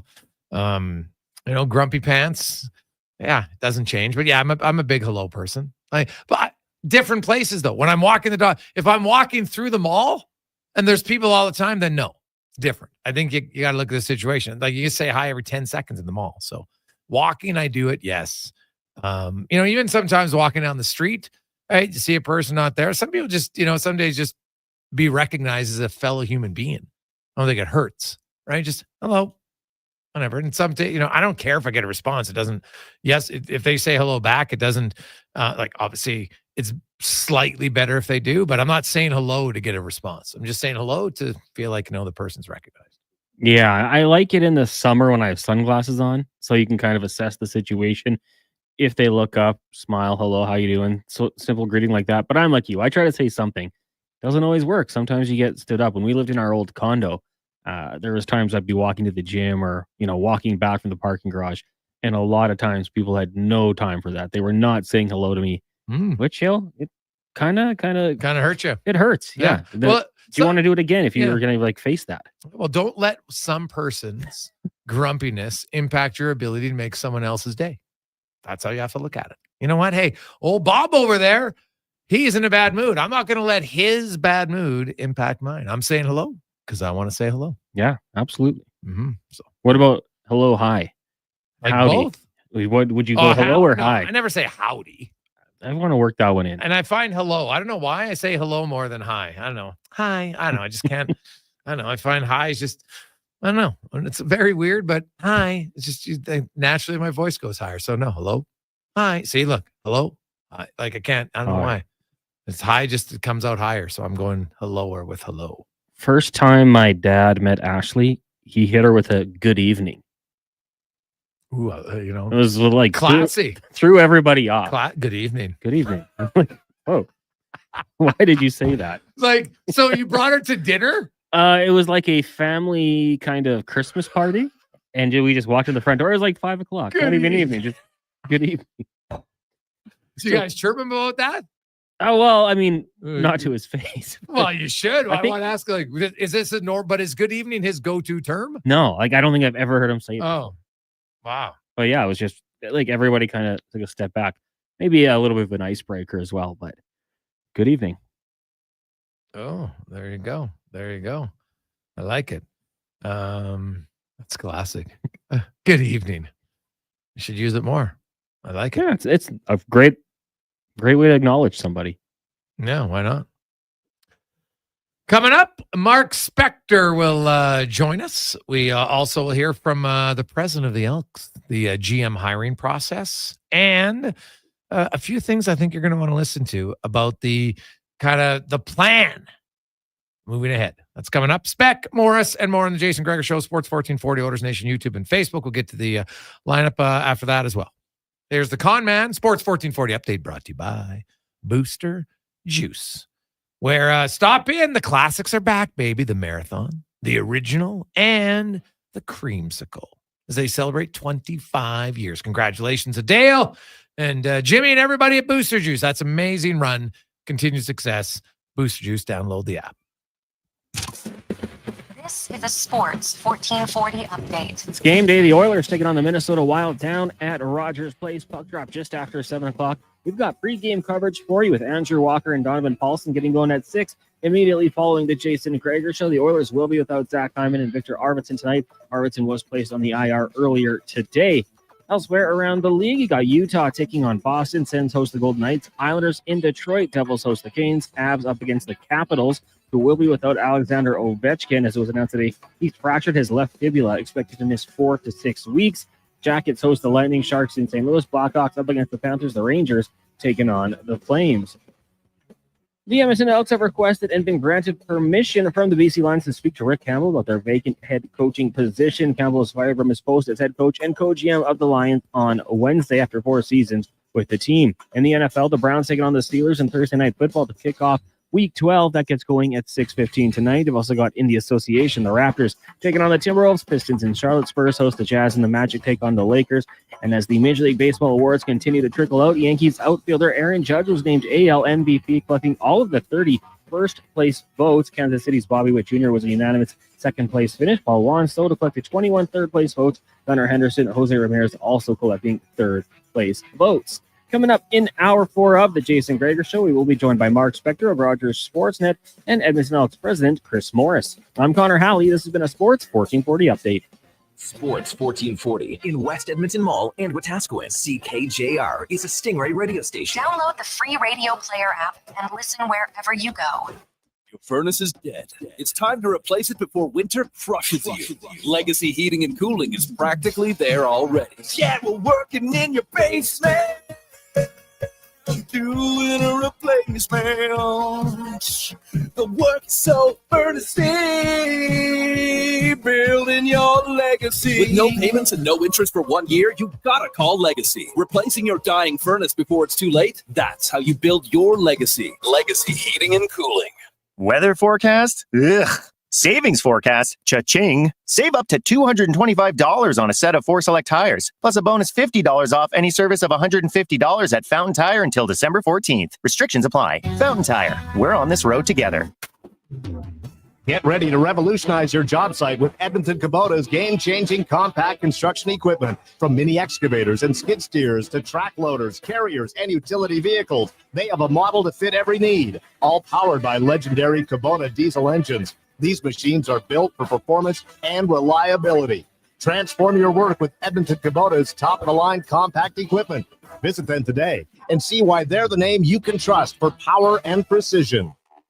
The job isn't done until the last load is hauled, and having a semi-trailer out of commission is not an option.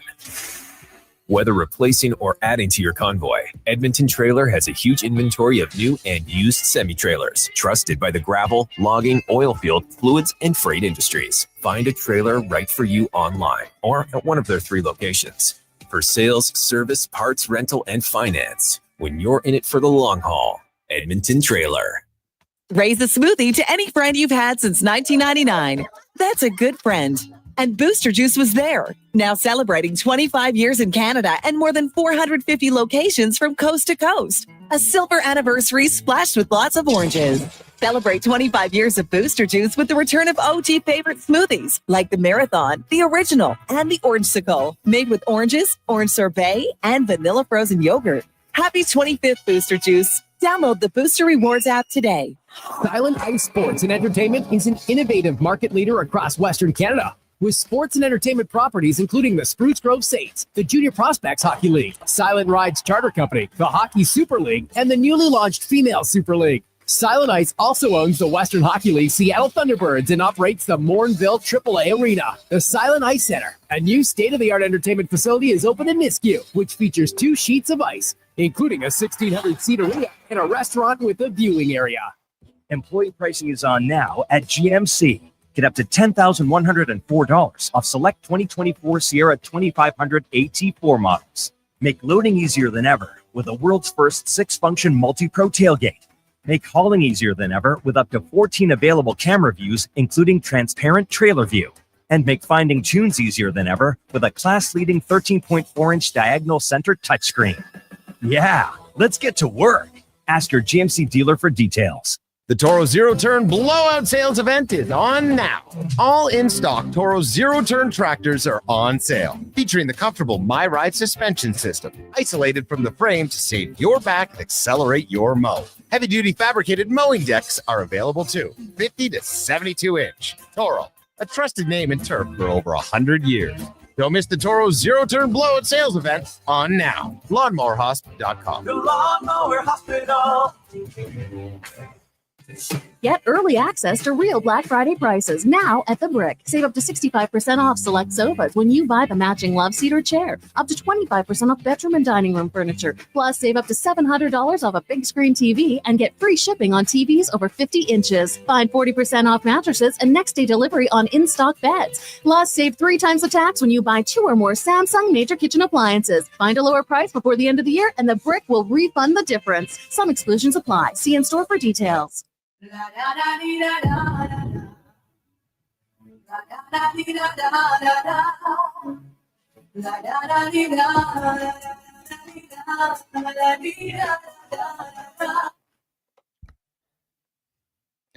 Portions of this hour brought to you by Cantorg. We offer sale, rental, repair, and calibration of hydraulic, pneumatic, and battery-powered torque wrenches, stud tensioners, and flange maintenance equipment. Order today at cantorg.com. The Jason Gregor Show, the best of Edmonton sports talk and beyond. This is Sports 1440. Presented by PlayAlberta.ca, Alberta's only regulated online gambling website.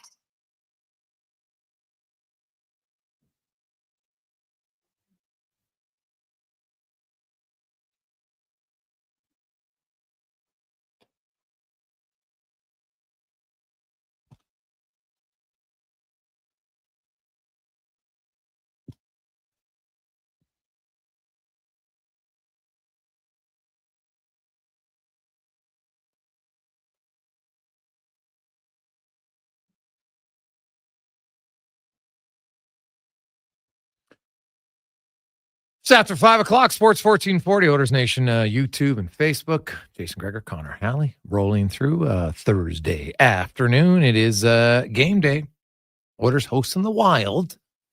And God, I hope it's exciting, but won't be surprised if it's a low-scoring game. Doesn't mean there won't be chances. Heck, the Oilers could create 15 chances. Doesn't mean they'll get a lot of goals based on how they've been playing, but we'll see. But you can get in at playalberta.ca. Use the promo code Gregor50, and you'll get a free $50 play at Alberta's only regulated online gambling website, playalberta.ca. As the Oilers lineups, if you missed it, McDavid, Draisaitl, Podkolzin, and again, Skinner with the new guy, Kapanen, and Nugent Hopkins. Henrique's lines together with Brown and Janmark, Ryan, Perry, and Kajula could be in, or they'll go 7 defensemen. We'll find out in the warm-up as Josh Brown is still here as well. Darnell Nurse did skate today, but not ready to go today. Usually, after that hit, I think it's obvious, probably had a concussion, so minimum is 7 days, which would be tomorrow. So he could be eligible to play on Saturday. He's obviously been cleared to skate. He was in a normal jersey. He was wheeling around. Says he feels good. Obviously has still kind of a shiner on his right eye where he got rocked.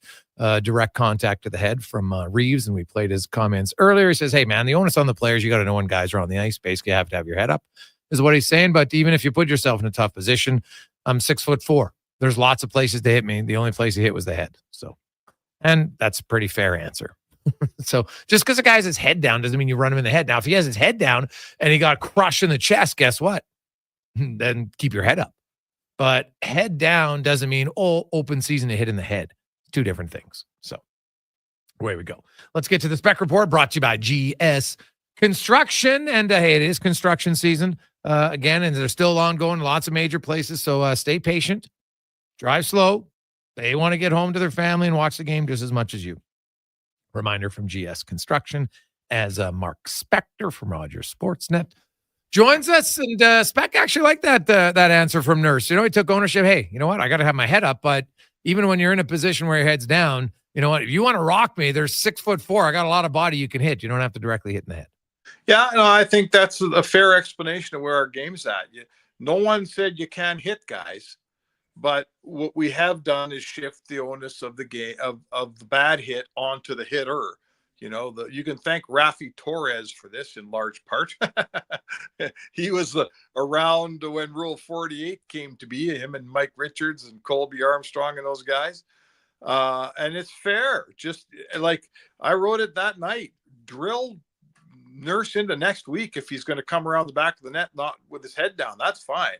You just can't pick his head and hit him, only in the head. It's absolutely a flagrant foul, 5 games. Nurse explained it perfectly. Yeah.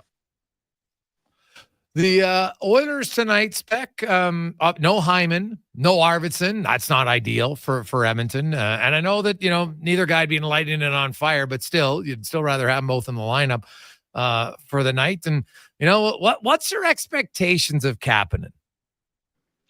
I don't know. New player usually jumps into a lineup with a lot of jump and gives you a good 4 or 5 games. So, if we go by what we've seen over the history, we're going to get the best of this guy starting tonight and, probably through the next little road trip here. He's been a guy that's been able to give you 10 good games in a row, but seldom 20, right? Seldom 20. His ability, he's not a consistent player. He drives coaches crazy and he ends up on waivers. So, it doesn't sound like I'm building this guy up very much because I'm not building this guy up very much, Jason. He's fast, but he's got a ton to, he's got to prove he can stick in an NHL roster, Jason, right? Mm-hmm. Like you don't get to get waived a third time in this league, do you? Or do you end up playing for Turku, right? Like how many teams are going to waive a guy and they're still going to get picked up? Yeah, there's a few, right? Dan Cleary comes to mind. But yeah, it's rare. It is very rare. There's no doubt about it. So yeah, and you're going back 15 years. So yeah. So, the good news is for Oilers fans is I'm sure that, I hope that someone in Kasperi Kapanen's close circle has said those words to him that, hey, son, let's go. This is a bit of the last chance saloon for you. You got a chance to stay in this league a long time, but you got to prove something and you better prove it quick. So the Oilers may have him at the right time. That remains to be seen. Yeah. I didn't get in on a scrum because I was talking to Eberson at the same time. Did he say anything of note this morning? I was talking to Corey Perry. Oh, okay. You got the wrong guy.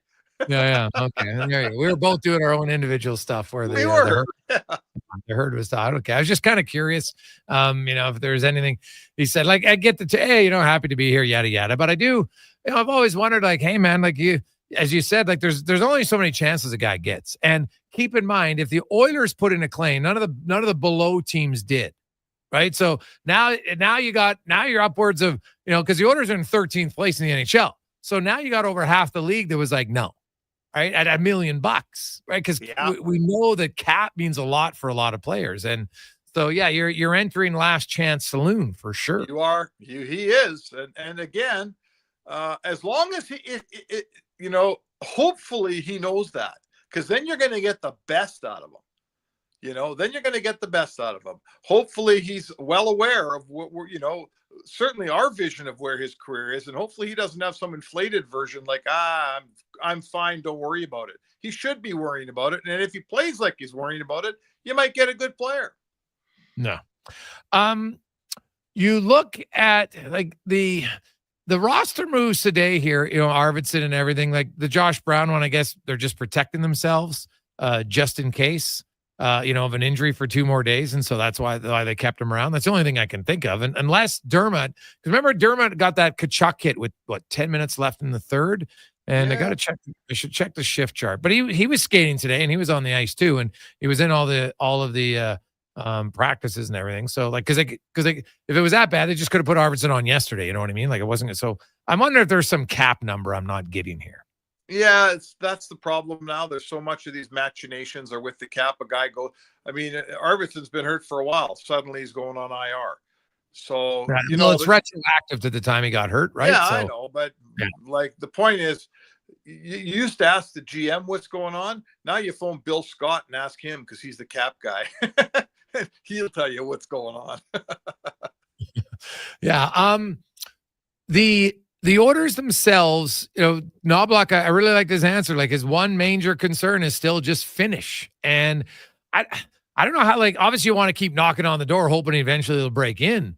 But like, I wonder if anything else this team can do. Like, I don't see a ton of drills in practice that are like, okay, let's just work on scoring here. Like, let's work on shooting upstairs a little bit more frequently. Cause I find, you know, that, and maybe you can do it in practice when you have no pressure and it'll become game time. I found a lot of their shots have still been in the middle of the net, not to the outsides. Well, and thus an awful shooting percentage, right? You know, Knobloch's in an interesting place, and it's a place that coaches 10 years ago never found themselves in because we didn't have the analytics that we have today. Knobloch's numbers are telling them that his team is like top 2 or 3 in slot shots and scoring chances and possession. And he's also getting stats that are telling them defensively they're giving up like among the least in the league. So he said to us today, he said, you know, you don't want to screw around with your lineup so much. What are you going to do? Mess around with your lineup so you get less slot shots? Like, you're not going to do that. But Right. his team's not scoring. And he hasn't got enough saves this year. So although those possession numbers are all awesome, it's kind of like they're all expected goals. He needs some real goals. And he doesn't want to abandon the plan because the plan is providing excellent numbers, just not on the scoreboard. So it's a bit of a game of chicken here. He's going to stick with this thing and hope that the dam breaks and they revert to the mean and they start to do what the numbers say they're supposed to do. But in the meantime, he's got a lot of guys with 1 and 2 goals, you know, that he might otherwise make some moves on, right? Yeah. Like I'm very fascinated, Spec, next week, because, you know, according to the head coach, Hyman, 4 to 7 days, which means he'll be eligible to play next Friday in Utah. Darnell Nurse is a possibility for Saturday. If not, he's definitely going to be ready for next Friday. Right. Arvidsson, same thing. According to the coach, if it was playoffs, he'd be playing, so it doesn't sound like it's anything super serious. So there's 3 guys. If you look at their roster tonight, you got to bring out 3 guys. Now, Dermott's easiest one to come out on defense. Kajula would come out, but, you know, then which other forward comes out? And, you know, do you move around other guys to see? Because if Kapanen has a solid game, then I wonder which winger comes out. Well, that's fair. I mean, I don't think Kapanen takes a top 6 spot. He's not taking Hyman's job, right? No, God, no. No chance about that. And I'd be darn surprised if he's taking Arvidsson's job. So, I mean, to me, I think, and you'll agree with me, Jay, the thing that has to happen is Perry and Ryan have to start getting some nights off here.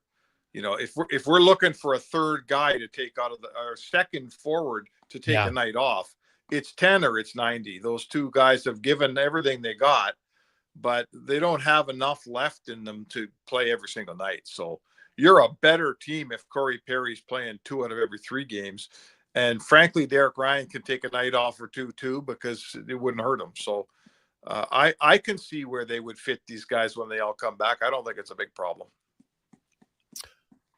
Yeah, the Perry Ryan is an interesting one, because if you take Ryan out, then who's your center, right? You know, I guess they go back to Draisaitl, and I guess you could run Henrique as a 4th line center for a game, but that doesn't seem, you know, ideal. Like, you know, Janmark, I know they thought about it, but they practiced him there once, but he hasn't played center forever. I don't think Kapanen's played center, so that's the one issue, right? They don't necessarily. That is an issue. That's fair. And that's why usually you like your 13th forward to be a center, because centers can play wing a lot easier than wingers can play center. Oh, for sure. And I mean, at some point, Phil becomes that player, right? Yeah. No, Phil, but I know they don't want to call him up from Bakersfield to be Drake Kajula to sit around and not play. Like if that's the possibility of the role here, they'll keep Drake Caggiula up and they'll let Phil play in Bakersfield. They're not calling him up here to be a 13th guy. No. But the way he's playing down there, Jay, I'm going to tell you that it's inevitable at this point that he's going to be up here and probably be your fourth line center. And then we'll be on this radio show asking ourselves what's going on with Derek Ryan at that point. Yeah. Totally valid. So, yeah, I think that's exactly it. Ovechkin today, the news came out, Spec. It's 4 to 6 weeks. It's a fractured left fibula, which is probably maybe best case scenario for him in that it's not a high ankle sprain because those can last forever. So, 4 to 6 weeks, could miss anywhere from 13 to 19 games, depending on it. Yeah. He's only ever missed 35 in his career. So the thing, he could miss close to half of that, and that's crazy. When you watch that play, I don't know if you saw him and McBain, like they weren't even looking at each other; they just ran into each other, and so fluke and just brutal for him. But let's say it's 5 weeks. Split the difference. Does Ovi still score 27? First of all, it's a broken leg, right? It's a broken bone in your leg. This 4 or 5 week thing, like I know what they're saying, but I'm highly skeptical. Let me get that on the record. I don't think he's coming back in a month and a half with a busted leg at his age. So no, I don't think he'll get there because I don't think this injury is going to be a 6 week injury, and I think it's going to take something out of him. It's not going to be easy to come back from. So I'm not. The guy's going to play till he passes Gretzky's record. So, does it matter if he does it this year or next year? I could care less. So if you're asking me, my answer is no. And my answer is I don't think we're seeing this guy in 4 to 6 weeks. Really? Well, because keep in mind, the fibula is it's a non-weight bearing bone, right? It doesn't support your body when you stand or you move. And usually it approximately takes about 6 weeks to heal if you're going off of the MD website and talking to other guys. So because it's not weight bearing, that they think that's why it's maybe one of the best case scenarios for him. And I remember when we had Fedoruk on a few years ago, he says a lot of times a break is infinitely better than an ankle, a severe sprain in your ankle. And so I won't be surprised, because if you watch it, it's just like it's more like a pressure one. So, and because that's the prognosis, it seems like it's kind of the doc told me when I asked him about it today was usually if it's 4 to 6 weeks, that means it's a minor fracture. Like there are differences. It's not broken if it's a fracture. So that was it. Maybe they're not putting a bunch of screws in it and that sort of thing. No. So, Hey, listen, man, you know what? I hope I'm wrong. Like, I hope he comes back in 3 weeks. Don't take this the wrong way. But old guys who break bones tend to take a long time. That's just experience talking in my having covered a lot of hockey. So maybe he finds a way to break the mold, man. Maybe he does it in a month. And if he does, the way it's going in for him, he will break that thing this year because it's been he found the fountain of youth somewhere. I'm not sure where he found it, but he found it. Well, it's lots of guys, man. You just look at athletes now. Like 39 for elite athletes isn't old. It isn't what it used to be at all, right? At all. Like there's just a training man. Look at LeBron James and Tom Brady, and there's. And there's other guys too. Nick Lidstrom is still unreal at his, late in his career. And what did Chelios play? Like he was 44. Now, obviously wasn't the top pair defenseman at that time, but Jaromir Jagr when he was 40, like there's just some guys like big, strong. It doesn't hurt that Dylan Strome's having a great year, right? Like it helps when you got better players around you. That's for sure. No, for sure. Hey, listen, like he's clearly been a freak his whole life. He's been bigger, stronger, and shot it harder than all of his peers since he came out of junior when he was 18 years old. So he's an exceptional athlete, or whatever we're going to say here. So sure, maybe that means he heals faster too. Listen, it's not a matter of opinion. If Alex Ovechkin is the greatest goal scorer in the history of the game, if he has the most goals, and he's going to have the most goals, whether you like this guy or you don't like this guy, it doesn't matter. He's going to have the most goals of any guy that ever strapped him on here. So, that's, you don't say that you say that about one guy. He's a special player for sure. And like I say, if he doesn't get there this year, he'll get there next year. He is not retiring. He could have 5 injuries. He'd play till he's 47 to break this record, Jay. You know that. Yeah. Oh, no, he'll break it. I just like the fact that he wasn't just breaking it out of games played. You know what I mean? Just sitting around and like he was killing it this year. And that's what made it exciting. He was up until this year, right? Like he was laboring a lot here. No, last year, no, wrong. He had 40 games last year that sucked. The end of the season, he had 23 goals in the last 31 games. It was unreal. That's an unbelievable scoring pace, right? Like he started slow. He had a tough year, but the year before that, man, the guy's a 45 goal scorer. Like Ovi hasn't really had any significant stretch ever of a downtime. He still scored 30 goals last year. He did. I saw him come through here. He looked awful, but hey, whatever. You know what?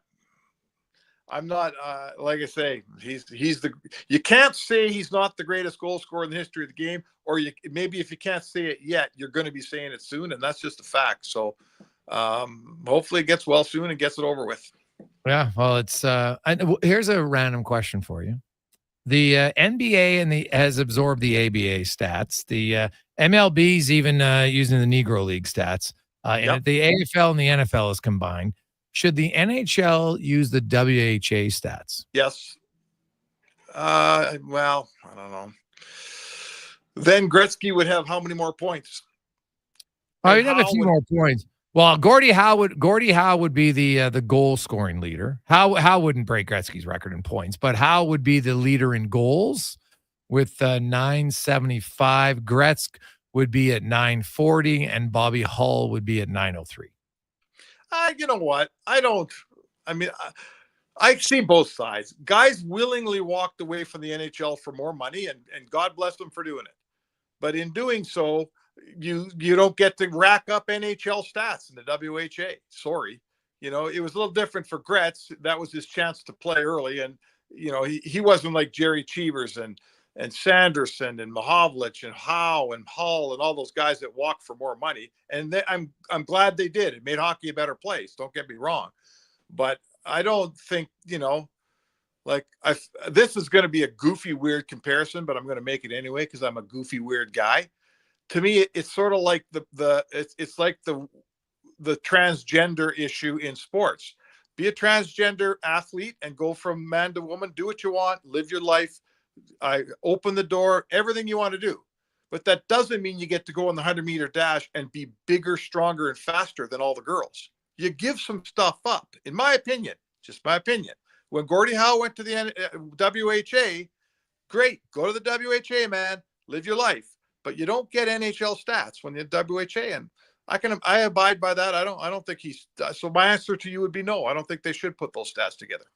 No, it was a question was brought up. It was interesting. What's your opinion? Do you think they should usurp those stats? Well, I don't.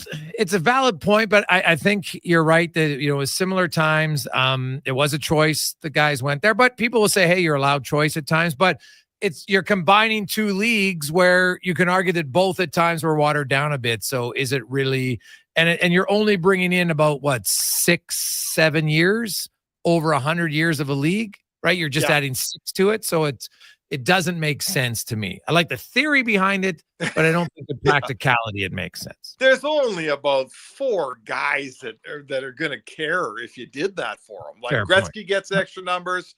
Does it do anything for Bobby Hull? Bobby Hull goes up to 903 goals. Yeah, he was the biggest goal scorer. Does a lot for Bobby Hull, does a lot for Gordie Howe, and these are great, the icons of our game. Don't get me wrong; these are the best ever. But I don't know. I mean, really, it's a neat conversation, and we should put a beer down if we're going to keep having it. But I don't know why you do it at this point. Put it that way. Yeah, like baseball is different because a lot of the best players were in the Negro League due to racism, so it's a little bit different. For That's different. They weren't allowed to play. The hockey guys left of their own volition. True. Speck, we'll see you at the rink. 97 versus 97 should be fun. That's Mark Speck. Pump for it. All right, see you there. See you later. Speck Report brought to you by GS Construction. We'll return with the president next on the Gregor Show, presented by PlayAlberta.ca. Hockey is back, and Play Alberta, Alberta's #1 sportsbook and official partner of the Edmonton Oilers, has you covered with bigger offers, boosted odds, live betting, player props, and more. New to Play Alberta? New players now receive $200 in free bets just for signing up. You already play? Get a $10 free bet for every $100 you bet. Every week, all season long. Visit playalberta.ca and make your picks today. Bonus terms and conditions apply. Edmonton's premium live music and party venue is On the Rocks. Check out Bingo Tunes on Monday. Perform on the best stage in town with karaoke on Wednesdays. Learn how to salsa with Salsa Rocks on Thursdays. And every weekend, OTR goes live. With your favorite bands on the OTR stage and DJ Kenny K. For everything that's going on at On the Rocks, give us a follow. Facebook, Instagram, or Twitter. At On the Rocks, EDM. Eat well, party hard. On the Rocks. On the Rocks. On the Rocks. Open every day till 2 a.m. Hair Aware with Dr. Vance Elliott. Hey, Doc, I really want my hair restoration to fly under the radar, but I recently read that men have to shave their heads and go full Lex Luthor before treatment. The majority of my patients don't require head shaving because we can work around it. I can perform a no-shave FUE transplant or an FUT transplant if we determine that a transplant is necessary. Let's discuss your options. Trust a world-renowned expert in hair restoration. Book an appointment at drvanceelliott.com today. The Nissan All-In Clear-Out event is on now, where you can lease or finance a select remaining 2024 Sentra from 0.99% for 24 months. Plus, qualified Nissan owners may receive up to $500 in loyalty bonus. Go all in with a Nissan Sentra, featuring a beautifully redesigned front grille and sporty design. And the available Around View monitor helps give you a 360 view of what's around you, and maybe what having superpowers feels like. Conditions apply. Quantities limited. See nissan.ca for details. Visit your local Edmonton and area Nissan dealer for more information. Tim's Holiday Smile Cookie is here. Until November 24th, 100% of proceeds are donated to local charities, community groups, and Tim's camps. Get one to give back to your community at participating restaurants in Canada. It's okay to not be okay. Mental health affects us all. Encourage loved ones to seek help. Remember, asking for help isn't a weakness, it's a strength. It's time to talk, connect, and care, because everyone deserves a healthy mind. Visit cmha.ca today. Imagine a family get-together where the smiles are as genuine as the conversations.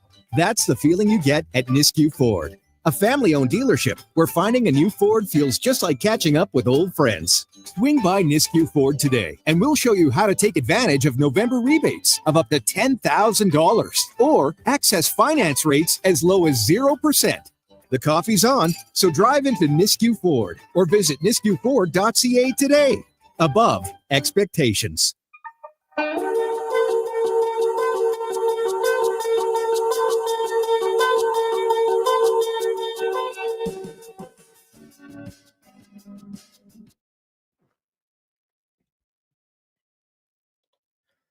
Portions of this hour brought to you by Japa Machinery. Japa is digging deep on their 50-year history of supporting Alberta's construction industry with their line of special edition blackout excavators. Visit japamachinery.com for all the details.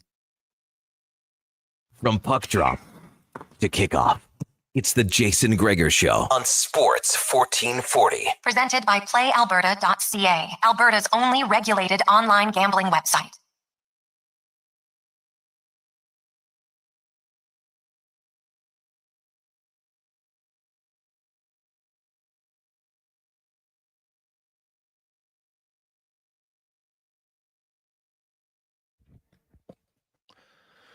$5:27 on a game day Thursday. Oilers taking on the wall as you make your way home. Don't worry, got a lot of time. Puck drop tonight, 7:08. You know, our show, we like it exactly, so you don't have to rush. You know what? Although I know many of you like to know what Gene's intro will be.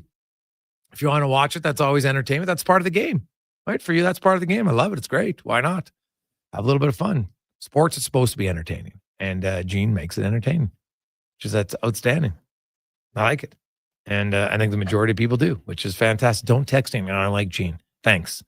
Keep it to yourself. No offense. No one really cares if you don't like him. That's the truth. You don't have to like him. No problem. Most people do. One of the nicest people you'll ever meet. So people who don't like Gene, I question them. It's just a fact. Question them with no doubt in my mind. None, zero. That's who I would question for sure. So Now let's get to a little lineup report brought to you by Sherwood Power Sports and Marine. Stop in, man. Hey, thinking about a new boat? Ooh, now's the time. Good gift. Get it for you. And hey, hopefully you better have already winterized your boat. It's probably too late if you haven't. But you can get boats, ATVs, plan ahead for all of the summer fun or even winter fun at Sherwood Power Sports and Marine. The Oilers lineup a little bit different tonight. You will have Kasperi Kapanen making his Oilers debut tonight. He will play on a line with Ryan Nugent-Hopkins and Jeff Skinner. So that's obviously a new combination. You will have Podkolzin, McDavid, and Draisaitl again. Henrique, Janmark, Brown stay together. Ryan, Perry, and Drake Caggiula, who was recalled today. If they go 12-6, he'll be playing there. Defense pairings, Bouchard and Ekholm. Stetcher was with Kulak, although Emerson, they kind of switched there. Emerson was with Dermott. Brown is also being recalled. He was sent down yesterday afternoon, being recalled today. So you could see 7-11. You might see 12-6. We'll find out at warm-up around 6:30-ish. Corey Perry will be on the first unit power play in place of Zach Hyman with Nugent-Hopkins, Draisaitl, Bouchard, and McDavid. The second power play unit will have Kulak and Ekholm with Skinner, Henrique, and Connor Brown was skating on the second PK unit. Today, the Minnesota Wild, they got this guy by the name of Kirill the Thrill. He's been pretty exciting this year for the Minnesota Wild. Comes in with 33 points, second in the National Hockey League. He leads the NHL with 19 5-on-5 points. He'll play with Eriksson, Ek, and Boldy. You have Marco Rossi with Hartman and Johansson. Then Freddie Gaudreau with Jakob Trenin and Marcus Foligno. That's huge wingers. That is a big, heavy line. So that could be a battle for the Janmark, Henrique, Brown line. Then you have Devin Shore, the former Oiler, making his season debut. He's just recalled from the American League. Maybe just so Liam from Oilers Nation can see him again. But Devin Shore, very popular with his teammates. He's up Jacob Lauko. And Kuznetsov is the fourth line center. Jacob Middleton with Brock Faber as the top pair. Brodin and Spurgeon. Of course, local boy Jared Spurgeon missed lots of last year. Got banged up early this year, thinking here we go again. But thankfully for him, he's back in the lineup, and their top four is really solid. And then Chisholm and Bogosian are the third pair. In goal, his final regular season game in Edmonton, maybe final game ever, unless Edmonton and Minnesota meet in the playoffs, Marc-Andre Fleury. And what a career Fleury has had. Unbelievable career. Hall of Fame career, I think it's safe to say. I think most of us would agree Marc-Andre Fleury's going to the Hall of Fame when it's said and done. He's played 4 games this year. He's 3-0-1. He has a .270 goals against average and a .904 save percentage. He hasn't started a game since November 5th. And Stu Skinner will get the start. He is 6-5-2 with an .881 save percentage and 3.18 goals against average. The Minnesota Wild, as I mentioned, they lead the NHL in fewest high danger chances allowed. Their goaltenders have played well, but they've been in a very good goalie environment, not having to face a lot of high danger chances. So the Wild they've given up the outside. They don't give up a lot of the middle. So we'll see. Can the Oilers penetrate to the slot and into the inner slot and get shots from there? That's the thing to watch for tonight, because Minnesota has been unreal at just keeping the opposition to the outside. That's kind of been their bread and butter so far. The Wild, we look at special teams. The Oilers special teams, suddenly the penalty kill.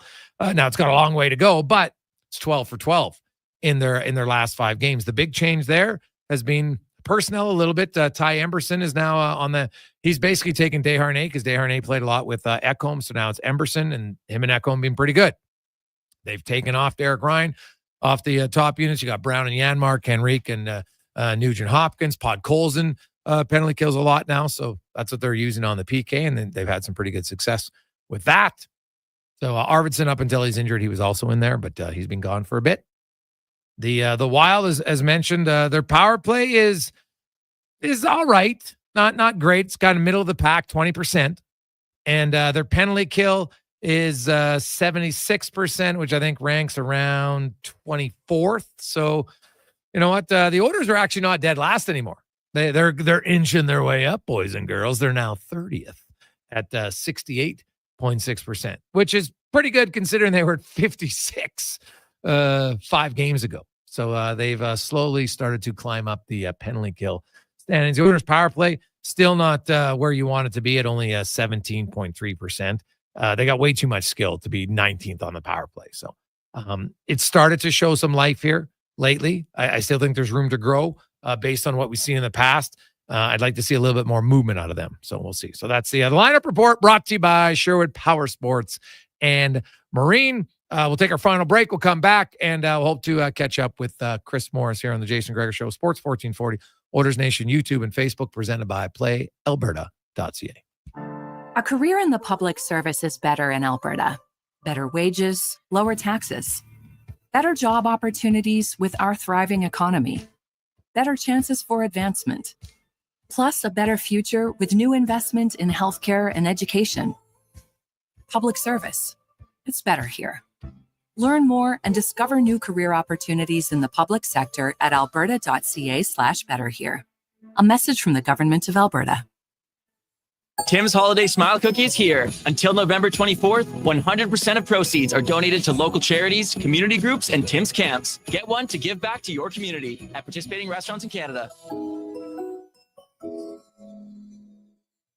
Legacy Heating and Cooling jingle auditions, take one for Gene Principe. Are you ready, Gene? Ready? I'm not just here to make a thermo a couple of bucks. I'd never just microphone it in. Take one. Call Legacy. Call Legacy. Nice. Boom! I'm a musical genius. Legacy's going to love this for furnace season. What's not to love with no interest and no Principe payments for 1 year? Are you always like this? Yep. Unlike a furnace, I have no filter. Legacy Heating and Cooling. Imagine a family get-together where the smiles are as genuine as the conversations. That's the feeling you get at Nisku Ford, a family-owned dealership where finding a new Ford feels just like catching up with old friends. Swing by Nisku Ford today, and we'll show you how to take advantage of November rebates of up to $10,000 or access finance rates as low as 0%. The coffee's on, so drive into Nisku Ford or visit niskuford.ca today. Above expectations. Tim's Holiday Smile Cookie is here. Until November 24th, 100% of proceeds are donated to local charities, community groups, and Tim's camps. Get one to give back to your community at participating restaurants in Canada.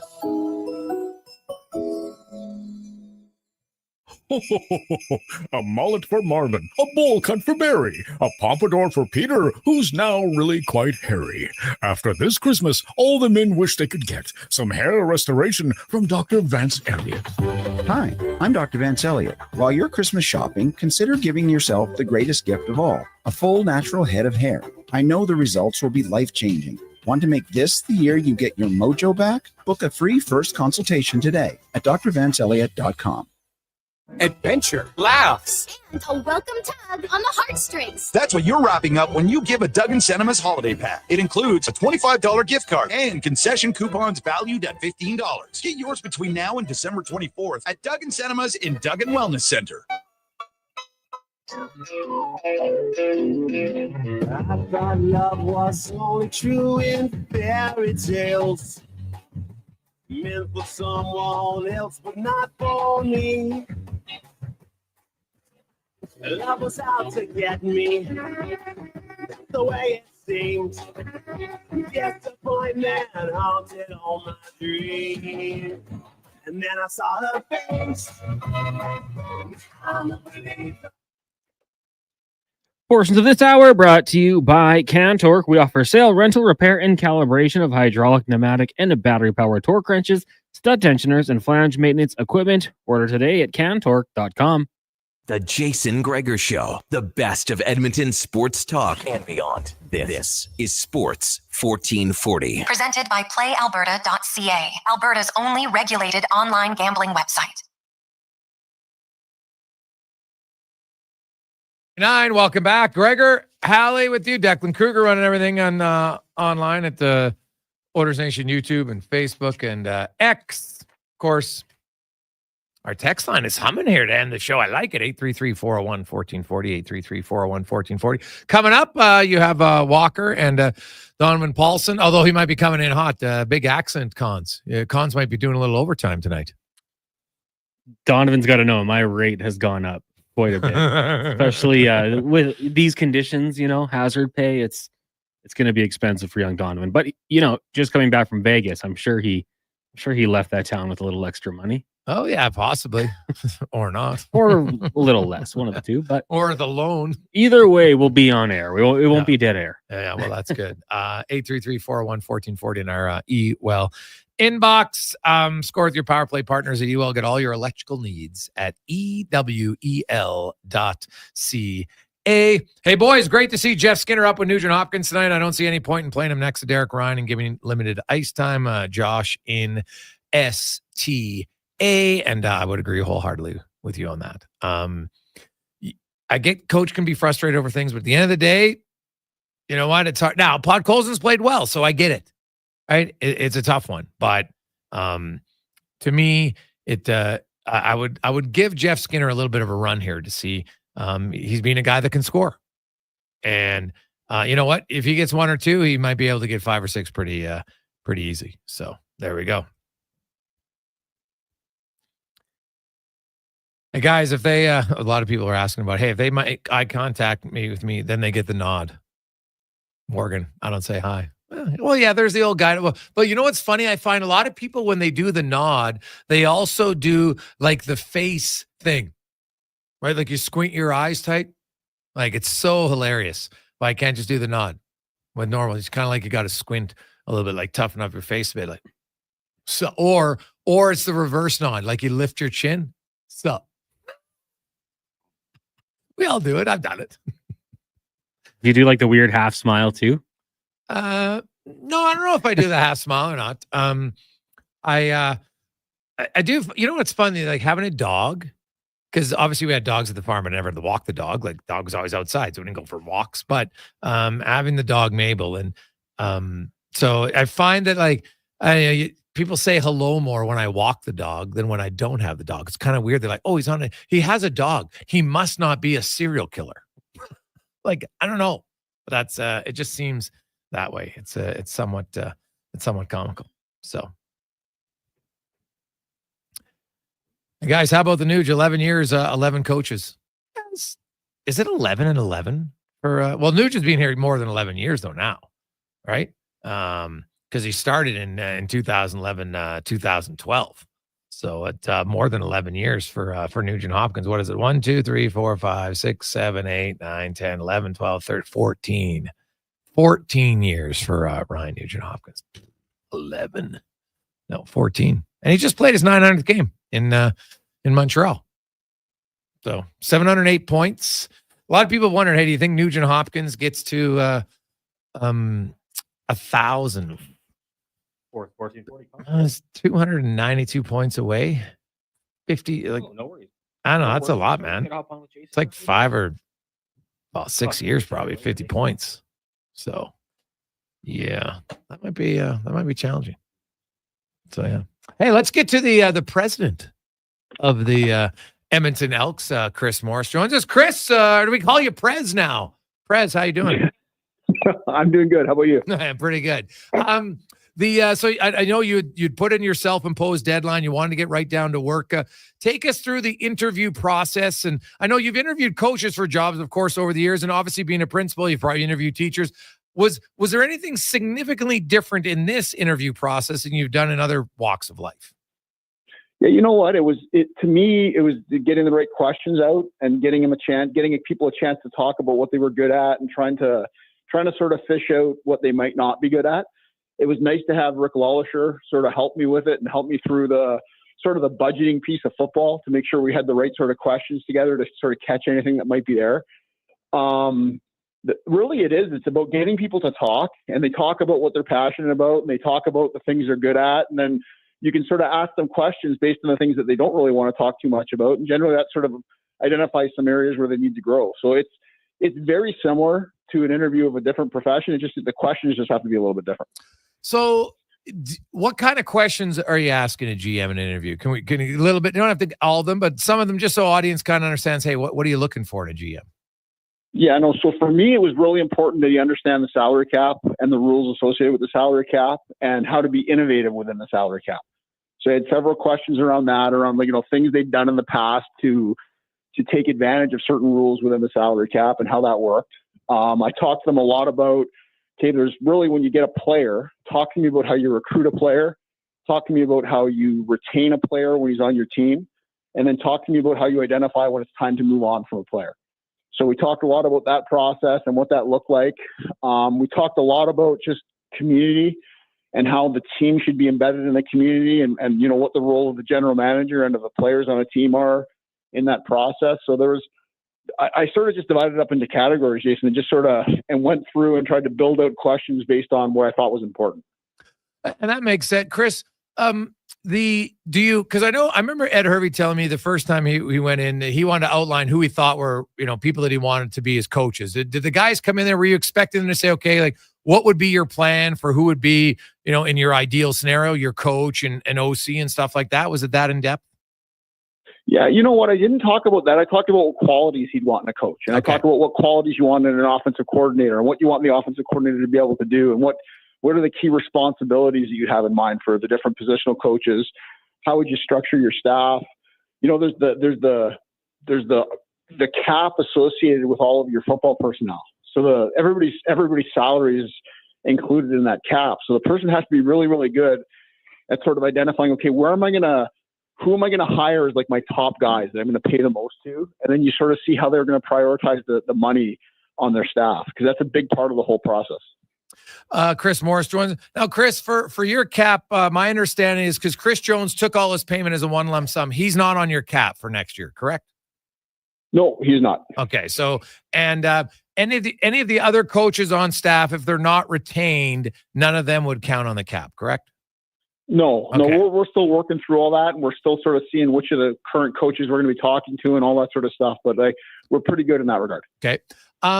When you get to hiring the coaching staff, how much say is it for you, or is this, does the GM, does Ed Hervey make more of this decision? How much of it is collaborative with you as the president?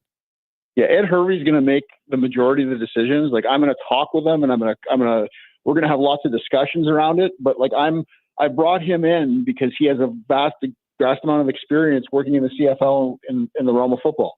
So I'd be kind of stupid to bring him in and then sort of start thinking that I'm going to pick who the coach is and I'm going to pick all those things as well. I certainly want to be involved, and I'm going to be involved in the interviews. And there's certain, I've said this since the day I was hired. There's certain core values the person's going to have, because I think that's how we're going to build this thing into a championship team. But I'm going to rely heavily on Ed for who he thinks the best candidate is. Yeah. Okay. And that makes sense. And, you hire people, you put them in the position, you think they're going to do a good job. And, I think at times, maybe in the past, the previous presidents here didn't have the football knowledge that you have. And sometimes maybe that, you get people in there who give an opinion who don't have it. And I think Ed's probably going to respect your thoughts on it, because you've been on championship teams as a player. I think you understand. And then you coach for a long time. You built your own coaching staff. You kind of, on both sides what can work. Yeah. And I think that's, if I had to say one thing, if tomorrow they decided to make a change, or whatever the case may be, or 10 years from now they decided to make a change, my one recommendation would be this, is that never again should there be somebody sitting in the president's office of the Edmonton Elks who doesn't know something about football. Because there's all sorts of things, if you're responsible for the whole organization, yeah. Jason, you're what happens on the field. I don't want to oversimplify this, but it's relatively important. You have to know about what's happening out there, and you have to know the process that it takes to put a championship team on there. If you're responsible for monitoring the business side and the football side, and you have no knowledge of football whatsoever, I don't know how you can do an effective job here. Yeah. So it's you have to know the business side, and don't get me wrong, there's a whole bunch of administrative skills that I'm using already here that I obviously honed as a principal, and honed the different things I did as far as fundraising and dealing with community, the business community, and all that. And there's lots I have to learn on that side, but I couldn't even imagine if I came into this office and didn't know about football and didn't know specifics about football. I think it would be very, very challenging. When you look, and Ed said he didn't have a timeline for his coach. I understand how the business works in free agency and everything. Did you have you had a conversation, like the importance of it? He said it, hey, quarterback is clear importance. He's looking forward to talking to Trey Ford. We've seen what Trey Ford can do in limited time. He's still raw in some instances, but man, he's got a lot of talent. And how important was the interview process with you, asking them, did you ask them, hey, do you view Trey Ford as somebody that you want as our quarterback or not? Was that something you wanted to see where all these guys' views were on Ford? Yeah, we talked a lot about that position. I got to tell you, Jason, I'll be honest, I'm a big Trey Ford fan. One of the first meetings I had here was with Trey Ford. I took him out for dinner and talked to him about his experience here and what that looked like. So, I think he's a tremendous talent. So, and I think Ed sees that as well. But now it's where does he fit in Ed's version of building this team, right? And I think, there's lots of different ways to do this thing, but I do believe that, Trey's a commodity and we have to look at it as that. And we have to, in my opinion, I think he's a guy that we want to be with. He's got some growing to do still, obviously. There's lots of growth and development. And I think if you're going to have him and you're going to say that he's going to be a guy that's going to play for you, you got to actually develop him. Yes. So you got to spend time with him and you got to watch film with him and you got to have someone here who wants to do those things and wants to make it part of what we do here. So, I don't know how much of that's been done, to be honest with you. I think, it's one thing to say, yeah, he's got lots of talent. He's going to develop into something. But if he's getting 5 or 6 reps of practice, it's hard to, I don't know if that's really happening. Dude, So I watched a lot of practice, Chris, and I know you played, and you can talk about reps all you want, but if you're not getting reps in practice and you're not playing, what are you doing as a player? It's virtually impossible to get better. Yeah, I agree with you, Jason. To me, when you're developing someone, that means you're giving them the looks in practice that they'd get in games. You're giving them feedback on their footwork. You're giving them feedback on where the ball's supposed to be going. You're watching a whole bunch of film with them. That's, to me, development of players. I coached for 12 years at college. I think development of players is development of players. It means you put time into them. Yes. You build a relationship with them and you build some trust with them and all those things are very, very important, right? So I think those are the things that need to happen if you want to build around someone.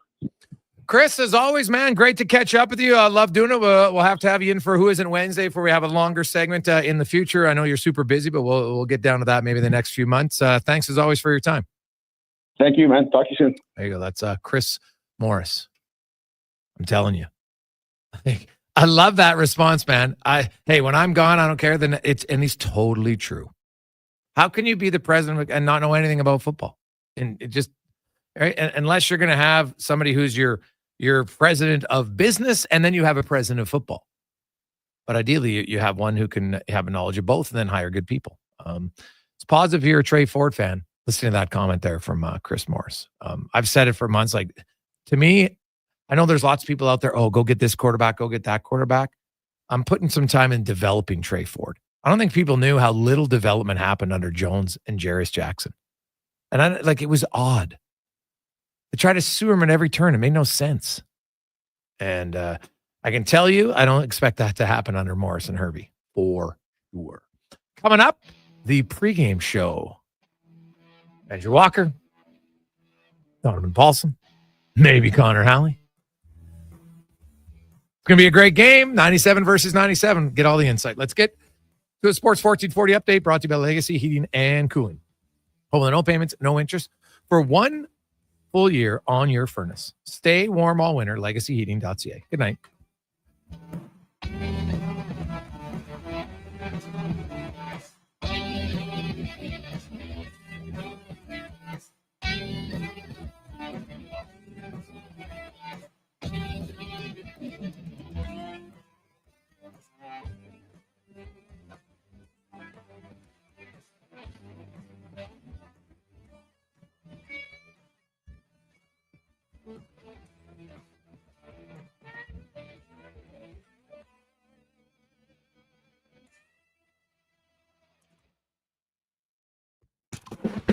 This is a Sports 1440 update.